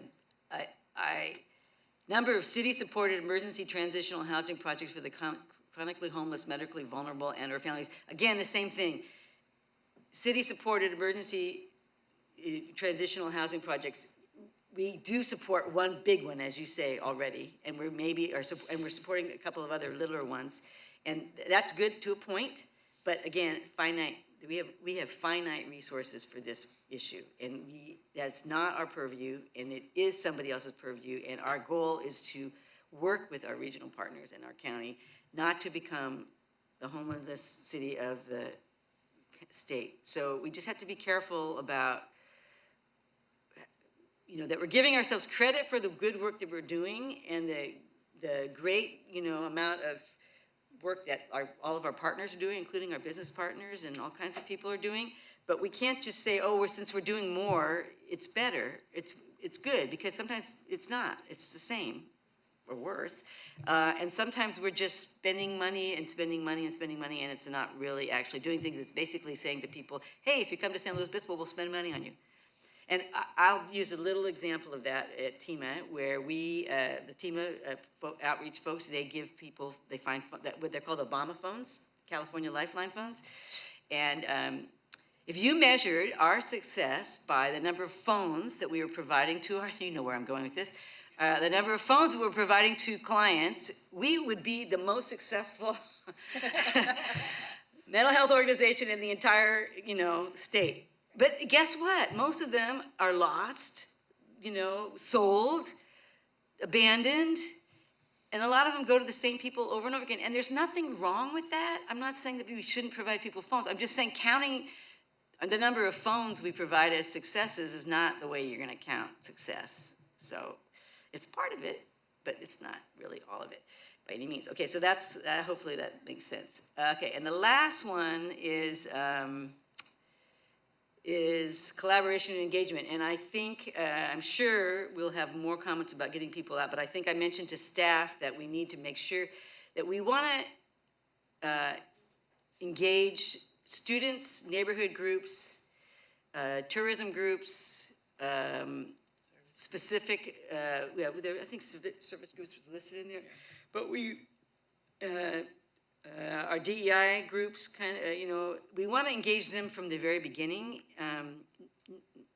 and it's usually because they don't know that Prado exists. So it's a wonderful opportunity to engage them from the beginning, even if you have to spend most of the engagement time actually explaining what we have in mind and what's out there, because that way they don't have this plan and they come to us after the plan's done or at the final time when we're finally approving it, and they go, and you're like, if you'd started at the beginning, you would have known, but we didn't start them at the beginning. We didn't get them in. And so again, it may not be very, quote, useful feedback, but it might be. But it will be very useful in terms of community engagement and education from the very beginning. And again, even if you're only just telling them that about stuff that they never heard of, that seems really obvious to us, but they don't know it. And so those are you mentioned students for sure, because we hear from students all the time, and I see them all the time downtown helping people out. And it would be great if they know about Prado. I mean, that would be really useful. Same thing with specific neighborhoods. We know which neighborhoods, really have a lot of impact. Say the Mitchell Park neighborhood, Meadow Park neighborhood, those kind of folks. Again, they may not have a lot to say except get the garbage out of my sidewalk. But knowing that we're doing this and knowing some of the things that they could do that could be empowering for them would be useful. And just to know that we are doing this stuff, because we spend a lot of time, as well as staff does, educating people on all this stuff. And you do, I mean, you know this better than I do. But it would really be, as long as you're reaching out and doing this and getting feedback and having these sessions, that would be great. And so anyway, that's, I think, all I had to say. Everything else is gravy. All good. Thank you. Fabulous, thank you. Councilmember Marks. Thank you. Well, I'm just concerned about the vision statement, the way that it's written. All community members in SLO City are empowered to successfully prevent and address concerns related to homelessness. I think that's an impossible goal. And also, as I said earlier, many people in our community are feeling helpless and desperate and really subject to a lot of aggressive behavior, and they don't know what to do about it, okay? So I would suggest changing that first sentence to say that all community members in SLO City have equitable access to a variety of resources. Okay, so I'm putting that up front rather than, I just skipped the word empowered.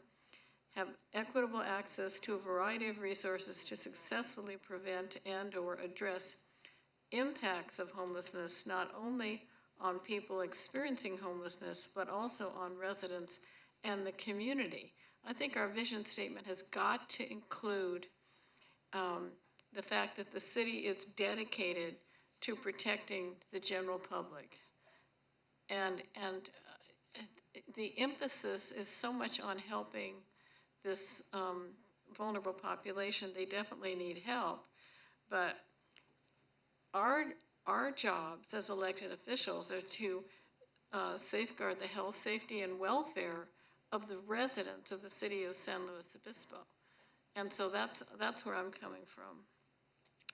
I also would like to say that in your key audience lists, the neighborhoods, there are neighborhoods that are experiencing arson all the time. Fires, that encampments are starting in the creeks. And the neighbors, wake up, they see flames out their back window. Okay, so those neighborhoods, and we know where they are, the fire department certainly does, they need to be part of your key audience. So the permanent residents need to know they're supported and protected. We're just not enabling people who are experiencing homelessness. There's the Downtown Association. You say the business community, but I think there needs to be special emphasis on the downtown. Greg and I, I'm the liaison to the Downtown Association. Greg's there every time there's a meeting, and every single meeting there's people expressing real distress about having to deal with these folks who show up. And the student population, it does change all the time, but there's a student community liaison committee, and I think it would be really good to do a presentation with that group, or in some way, I mean, there are students who just give people money, and so that encourages panhandling. There are students who want to have their pictures taken with really disheveled-looking transient people. You know, the students' awareness, really, they need to know how they can help. I was really impressed when I went to the League of California Cities conference about the city of Redondo Beach. And they've managed to reduce homelessness significantly. And the two sort of aspects that they focus on, one is the outdoor homeless court.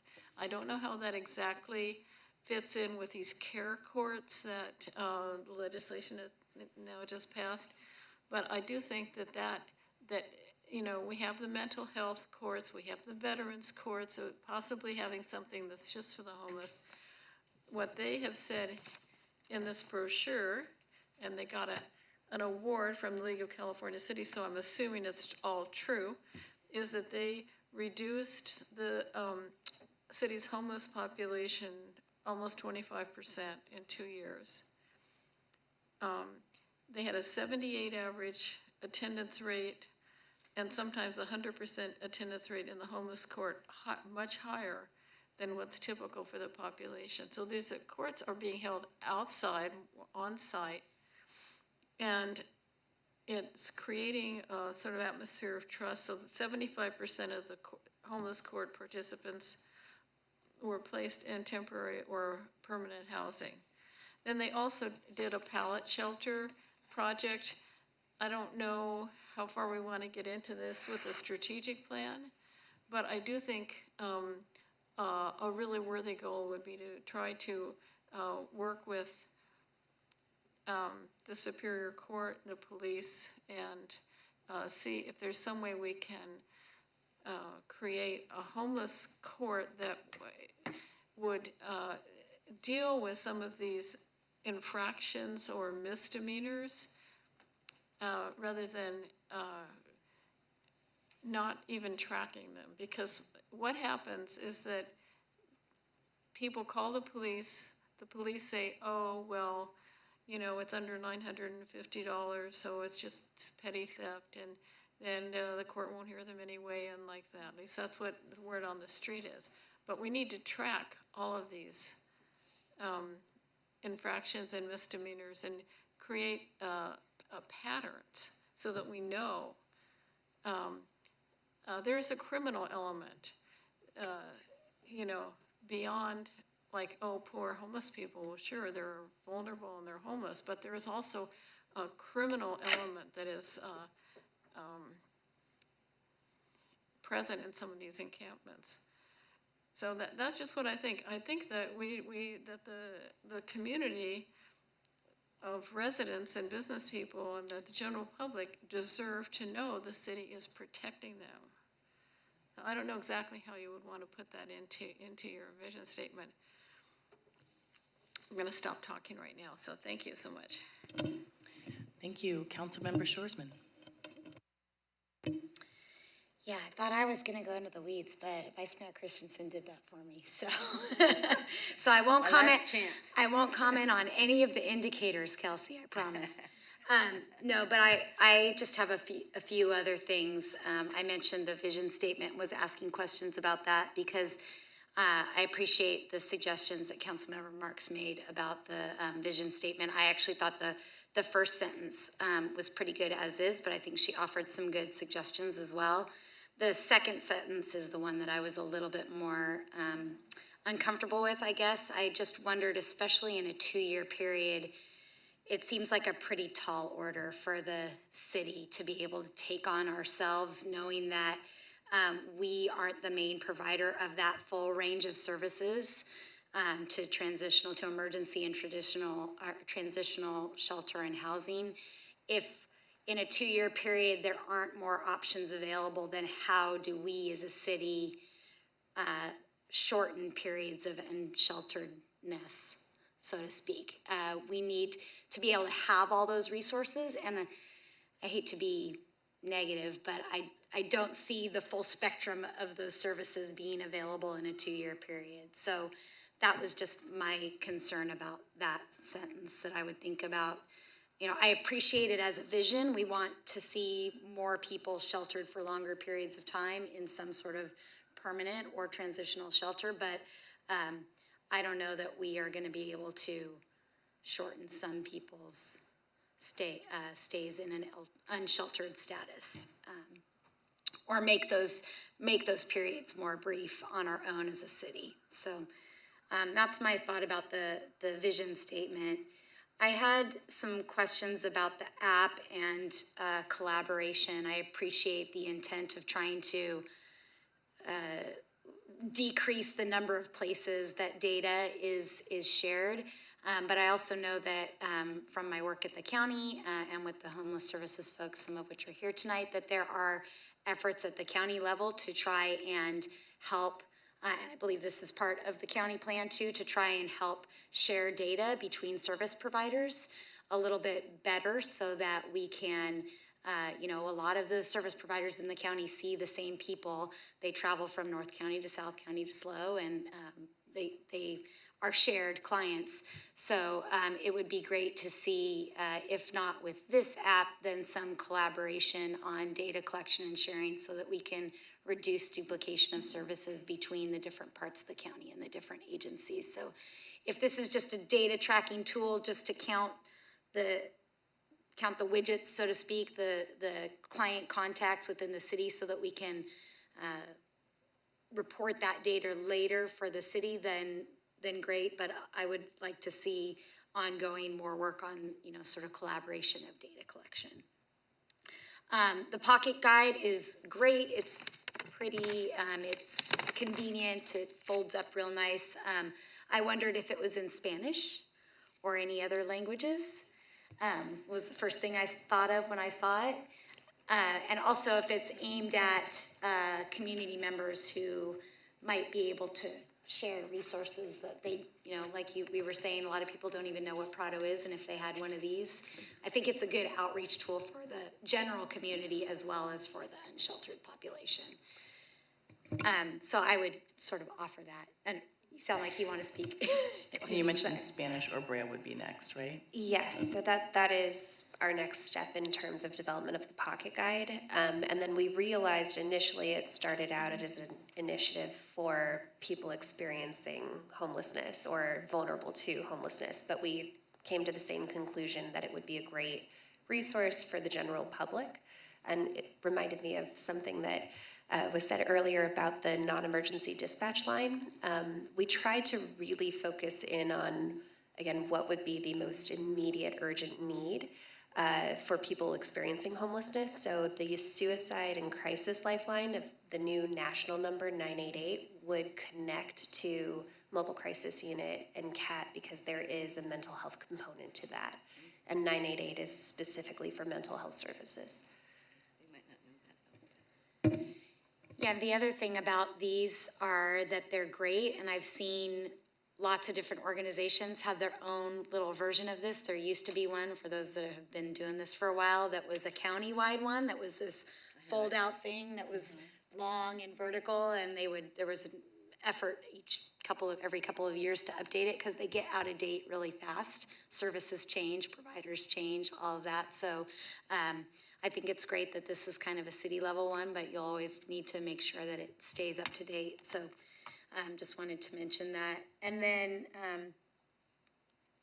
in terms of communication and groups of people that you're reaching out to and possibly doing focus groups or getting feedback from, your list of different organizations there. I know you had listed healthcare providers. I just want to maybe, what does that mean? There are lots of different healthcare providers that touch homeless individuals in this community, in this county. It's not just hospitals, but long-term care facilities. It would be great to get their feedback because I know we do have a pretty aging homeless population here, and we don't have any services we don't have any long-term care facilities that can handle the Medi-Cal population, quite frankly. And with that aging population, a lot of homeless people that are having problems with dementia. There's just a lot there. So, you know, I would make sure to include organizations like Community Health Centers of the Central Coast, and then also make sure that you reach out to some of the mental health care providers, not just the county, but maybe some of the other community resources that provide mental health care when you look at healthcare providers. I think that's maybe it. Oh, with your data measures, just wanted to make sure that you're choosing measures that you have baseline data for, because if you're talking about reducing incidence of things or reducing numbers of things, you want to make sure that you have indicators that you can already count from a baseline so that you can know if you've reduced or increased or what have you. And maybe, I know this is always the struggle of social service providers, but try to find at least a few outcome-related measures. You mentioned, for example, you know, the mobile crisis unit being able to connect some homeless individuals with their family support systems. You know, things that indicate that a person's life has improved. They've been put into a transitional shelter, or they've received the services and they've, you know, improved a couple of years later. I know that's really hard for social service providers to do, but if you can just even pinpoint one or two of them, that I think that really shows progress, unlike just counting widgets, like the Vice Mayor was saying. So just some thoughts. Thank you. Councilmember Pease. Thank you so much, and to all those comments, I just have a couple to add on the vision statement. I would like to see it kind of start with a very foundational vision of reducing homelessness. You know, I feel like we kind of get caught up in, you know, community and blah, blah, blah. So I want to make sure that that's like the central. I'm fine to, you know, include those other elements, and I sent a draft. I don't think we need to pull that up or anything now. I think one of the pieces that when I was thinking through that that the homelessness in the city is slow and surrounding region is reduced, equitable access, et cetera, and then something maybe all community members are empowered to participate in compassionate solutions and effective partnerships. And I you know, I think there's going to be a lot of ways that the vision will come out, but I think just trying to come up with the couple, and then that, and maybe something more about the impact, but empowered community and reducing homelessness. I think, not that I'd want to spend a lot of time or energy, but I think that there is maybe a context statement also about systemic inequities that have led us to this point, that there's racist and classist, you know, history and, you know, throughout humanity in terms of access to public health and housing, and, you know, just that it's a bigger problem. And so I think having a context statement through our DEI lens could be helpful in that regard. The couple of specifics that I had, you know, the pilot programs, I think Councilmember Christensen hit on that well, and it makes me wonder also, like, okay, what is actually our program versus a pilot program? And so maybe the topic is programs, and of those we're super clear on which ones are pilot programs that we are phasing out, and that, you know, like city-supported transitional housing opportunities as a, you know, as a piece. Like, that's the crux of it, and equitable within the alignment of the countywide plan. You know, that is us. You know, we're going to do that fair share. That's a program. That's something that we are actively doing. So maybe that would help to clarify that. And then regional collaboration, the focus seems to be on promoting best practices, and maybe that will become more obvious as what that means, but I guess I would kind of be more clear that we're working, you know, with the other cities and the regional partners to implement the county strategic plan on schedule, equitably across all jurisdictions. Like, That's what we're trying to do. So maybe that will come out through some helping with best practices. Yeah, other than that's all I had to add. Thank you. Thank you. Okay, here we go. As I mentioned in our meeting on yesterday, yesterday, time flies when you're having fun. I know we have a goal 8, and in our policy, in our housing element, we said encourage the creation and maintenance of housing for those with special housing needs. And I just think as we continue to update things, not othering people and just saying people with special needs or special housing needs. So I think that would be great. And I know that's an actual element, so I don't know if we can make those changes or if we can just refer to that as we go forward with a strategic plan. I really love your idea, Councilmember Pease, around the context, because I think I picture a vision statement should be relatively simple. I mean, one thing I do appreciate with the countywide vision statement is the simplicity of it. It's clear, people understand if you've not been involved at all what this means. And I appreciate where Councilmember remarks you're going around the impacting everybody. And I'm also wondering if that can be part of almost the context, because I think in the end, this is a homelessness strategic plan. So I think that if we start involving every other item, it's gonna get potentially watered down and lost. So I think that could be almost like in the bullets of the context, or sections of the context. I don't know, or like you have a preamble or I can't think of the word, but yeah, preamble to it. So just kind of saying that this is to help people who are homeless, to help people that are in the community in all realms. That we can kind of have that clarity. And I do agree with many of the comments that have been said around the periods of unsheltered homelessness. Do we have that capacity? And I think we could talk about that in the realm of collaborating regionally or collaborating to address, to align with the county homelessness plan if we wanted to really expand in that. But I think that could actually just be out of the vision statement and be part of some of the other blue chart. And thank you also for the outlines on the green Venn diagram. I was benched. Yeah, it was a little hard to see.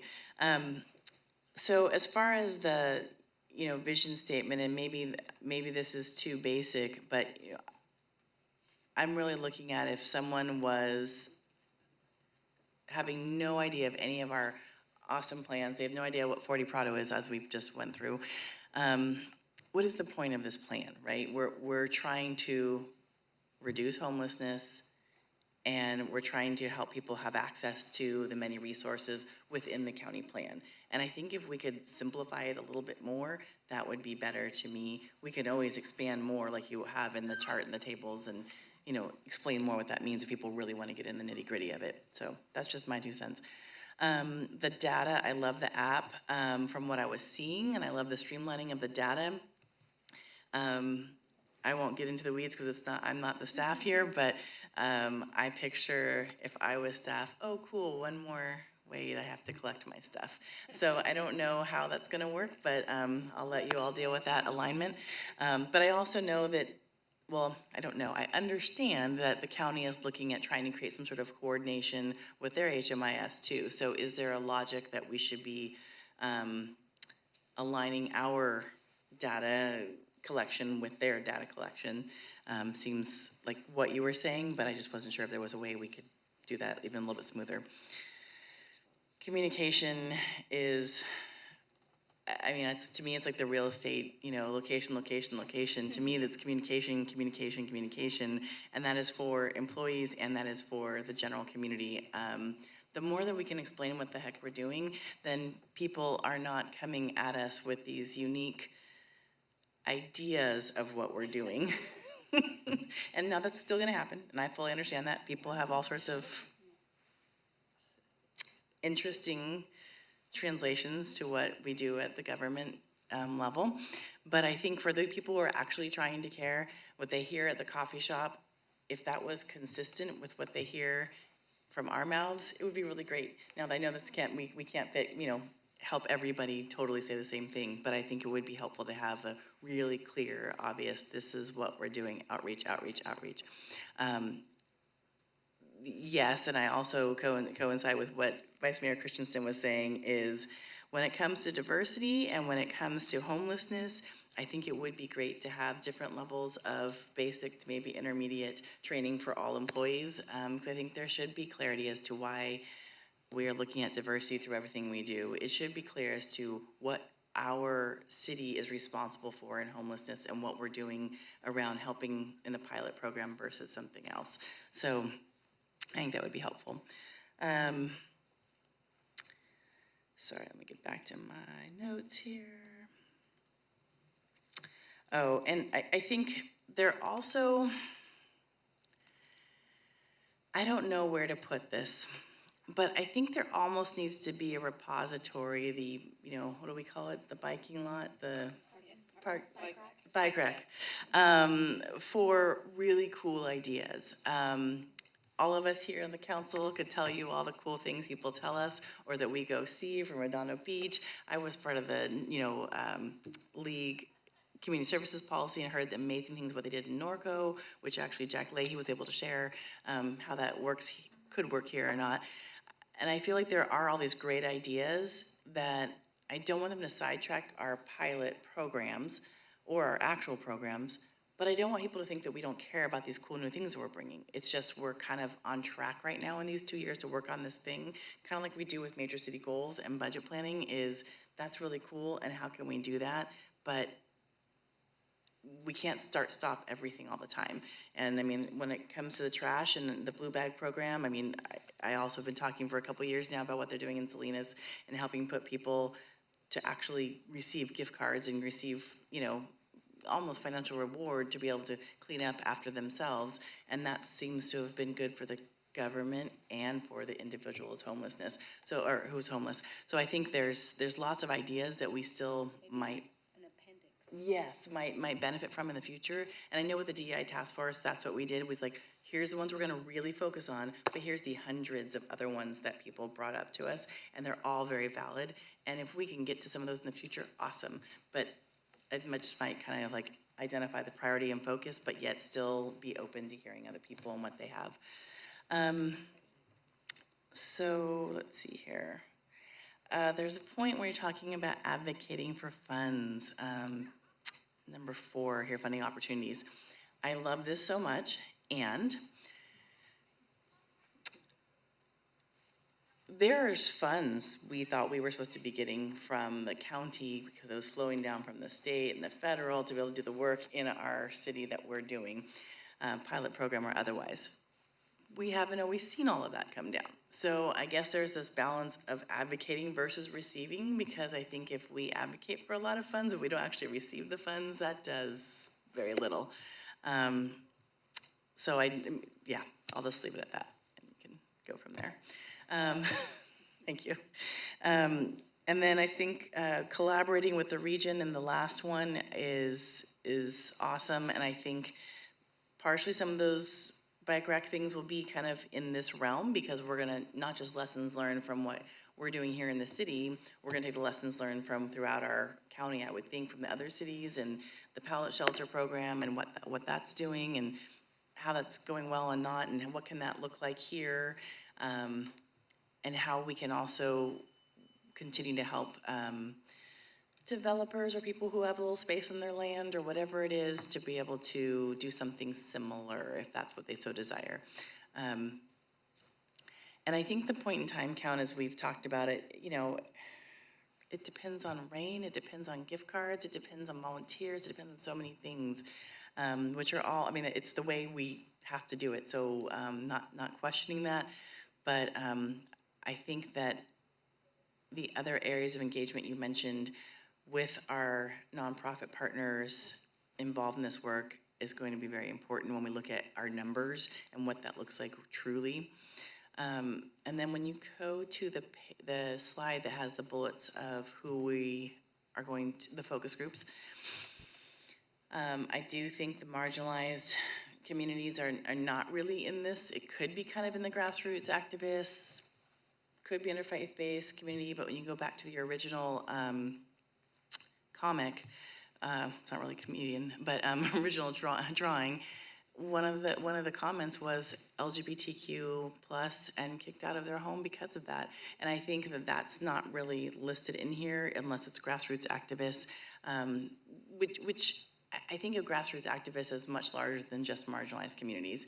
And I think as we talk about languages and Braille and other aspects, I just say that grassroots activists almost kind of need to be in two different worlds. I mean, two different focus groups is let's actually talk to marginalized communities and let's talk to activists. Those are sometimes the same, sometimes separate.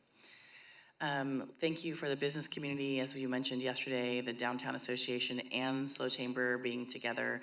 When we talk about community as a whole, one of the groups that I think wants to be of help the most, and we see a lot outside of probably the faith-based, is service groups, your animal clubs, your Rotary, your Kiwanis, your Lions, your Rams, et cetera.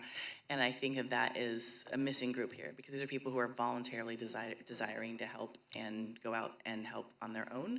And I know in the future we're gonna have a volunteer coordinator, and that's gonna be probably helpful too, but I think that would help us in getting a little more information. And then lastly, back to the pocket, I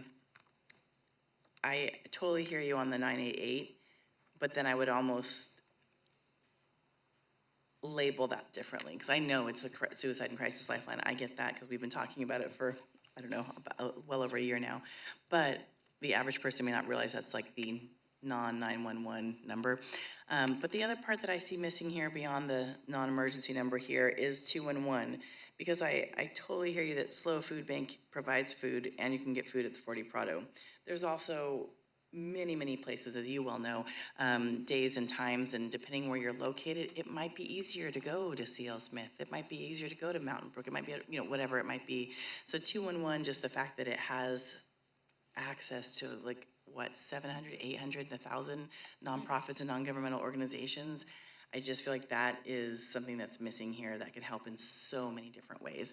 So whether that's the phone number or the texting or the website, it gives a lot of people access, and I think we still provide a little bit of funds to them and try to help them continue to stay updated, and I think it's important.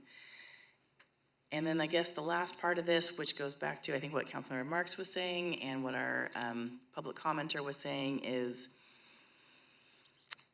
it doesn't really, I think, say anything about this in our plan, and I don't know that we necessarily are going to, but where do the people who do not want services land in this plan? And I think those who want to stay where they are, I'm not saying they should or shouldn't, I'm just saying, how do we talk about that in this plan? And then lastly, I said lastly, but I'm saying it again. We mentioned the Student Community Liaison Committee, which is ASI from Cal Poly and ASI from RSB from Cuesta, which is great. But I think there's a little more to the education of our local Hancock, Cuesta, Cal Poly, it's not just the students. The parents and supporters are new every year. The faculty, staff, and quite a few of them are new every year. So I think that there's a little more to that. If we think we're just going to get to the students, it's not going to be enough that way. So thank you for hearing my many thoughts, and I cannot thank you enough for this amazing plan and as being as a draft and a study session today, because I think this has so much awesome potential to where we're going as a city and where we're going as a community. And so I just really want to thank you for your work. Thank you, Mayor Stewart. I have a quick follow-up question. Under the communications section, you were discussing the bike rack concept, and I heard Councilmember Pease say like an appendix. So I just wanted to clarify, is that meant to be in the written strategic plan, or is that meant to be in some sort of an online platform to be continuously updated, or both? That's a great question, and I totally trust you to provide some suggestions to us and what will work best. And Kelsey, one way of doing that might be as we do the public outreach, we can just collect a lot of different ideas and things that don't fit within the goals and objectives that we got for this 2-year plan. We can list those in an appendix as other items that we can look at in future planning sessions. Because I think there are moments where volunteers come out that could actually take care of one of those items, right? It turns out, oh, we need the blue bags, and we can get someone that's going to bring out a roll-off container every week, and for some reason that was to happen. Well, that's amazing. But not suggesting that we have to go do that, but just saying that there's something random that a volunteer group might desire to take care of that we can't take care of yet. Great. It might be helpful to just bring up the focus questions. We can just circle back. I'm pretty sure that we got answers to all the questions that we need, but I just wanted to confirm we're good to go. I think so. I think we got even more detailed feedback, so I really appreciate that. And My last chance. and this was just a study session. This is slated to come back to the council at the beginning of February, which is actually not all that long from now. And I think our goal was to get consensus on concepts. I think we did that.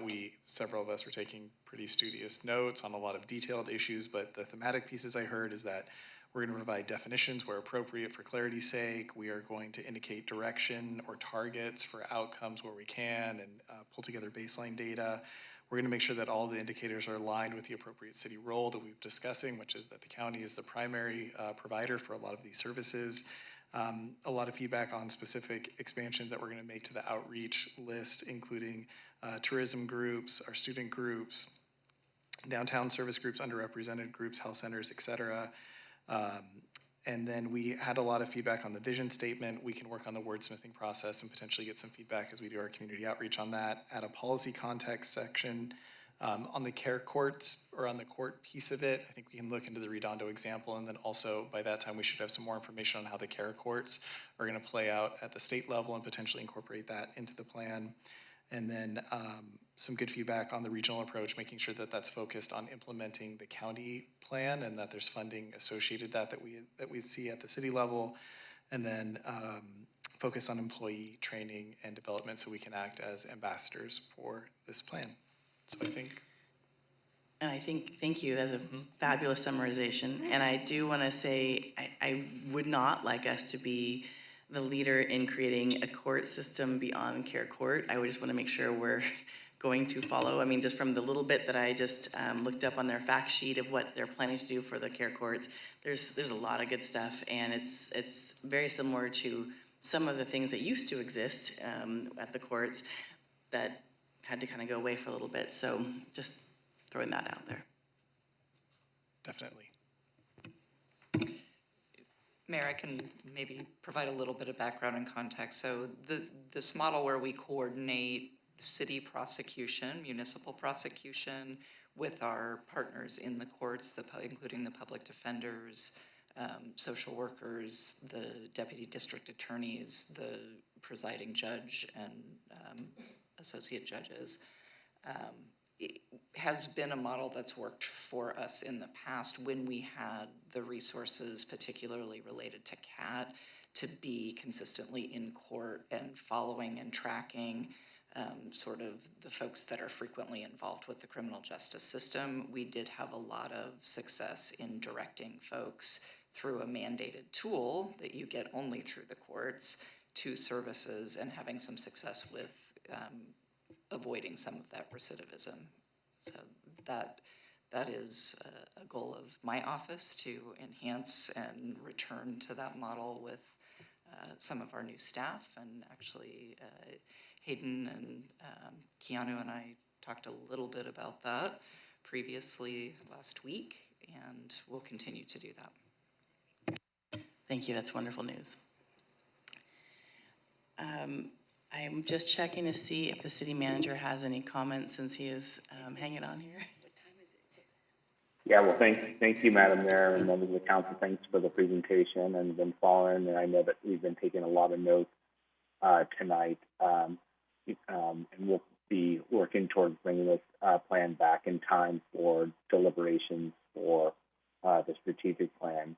I did want to just share with the council, one information. This is with respect to Council Marx's comments, and just want to make sure everyone understands where we are today. I would say during COVID, there was certainly a time when there were some challenges with bookings and or actual holding people in real time accountable for many offenses that were impacting our community. This is with respect to some of the comments about impact to our community. That has since changed. We are certainly delighted to hear about the CARE Corp that will be coming forward. And as Christine just mentioned, we'll be working to see how that's ultimately implemented. I will share with you that Hans from our office will be preparing a memo on that, in addition to its relationship to 109 and some of the other topical areas that many of you heard about at the recent league conference, because there's certainly some overlap. We want to make sure that the council has the full policy landscape on this as we continue to hear feedback from our community about issues that happen in downtown or other parts. But with that, I just want to thank Kelsey and the rest of the team. They've worked really hard. This is a complex issue, and we'll come back with feedback based on what we heard tonight and the outreach that we do over the next few months. Thank you. And I think I just wanted to say thank you to all of the CAT teams, both of the CAT teams and the MCU. I know that this has been, pilot programs are awesome, but they're also a lot of work to try to figure out how to make it all work. So thank you so much. Anything else you need, Kelsey?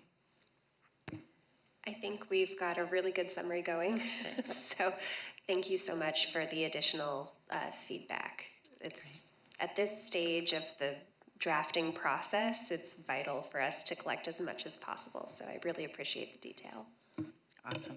Thank you. Thank you both. Okay, last we have liaison reports and communications, and I will just go first because I have a boatload right now.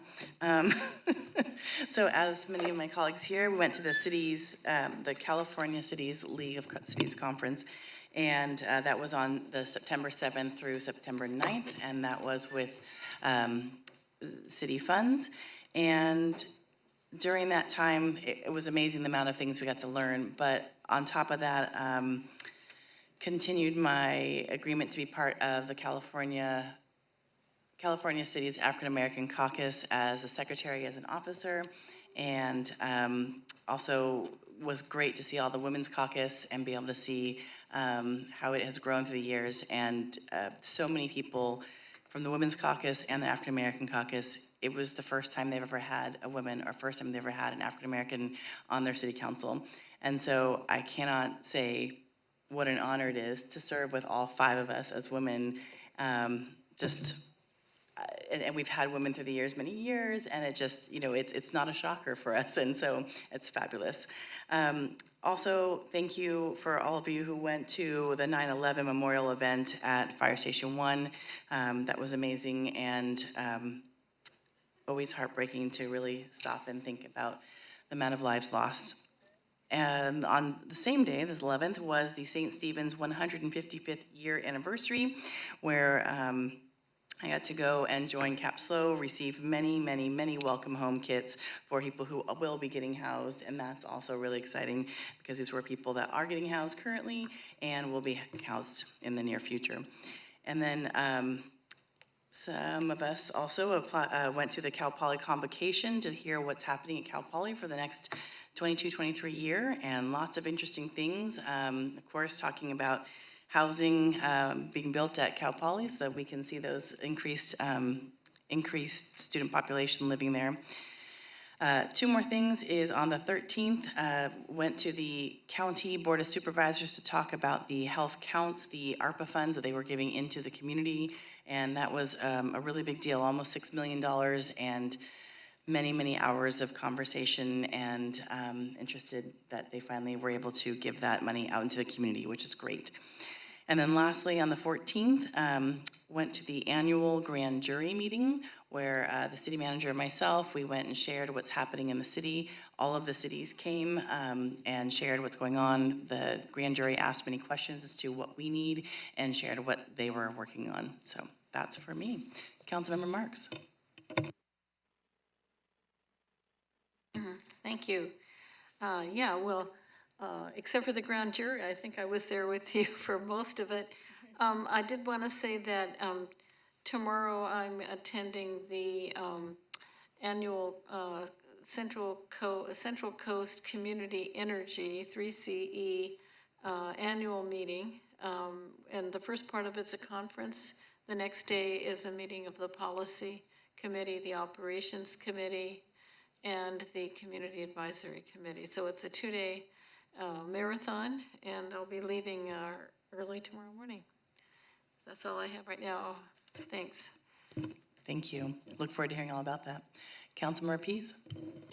Thank you. Just also reporting that I attended the League of California Cities Conference in Long Beach, and a lot of great subjects on climate action plans and implementation of 1383, what could be better, public safety, and then a really interesting program on creating a youth-friendly city that I look forward to follow up on too. Councilmember Schwarzman?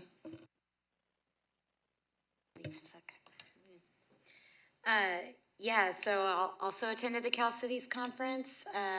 Echo what Councilmember Pease said, some really great sessions on homelessness, diversity, inclusion, and a highlight for me was also the youth involvement in local city government. So many great programs, ways to get youth involved early and interested in politics. So exciting stuff there. Hope we can put something about that together in the future.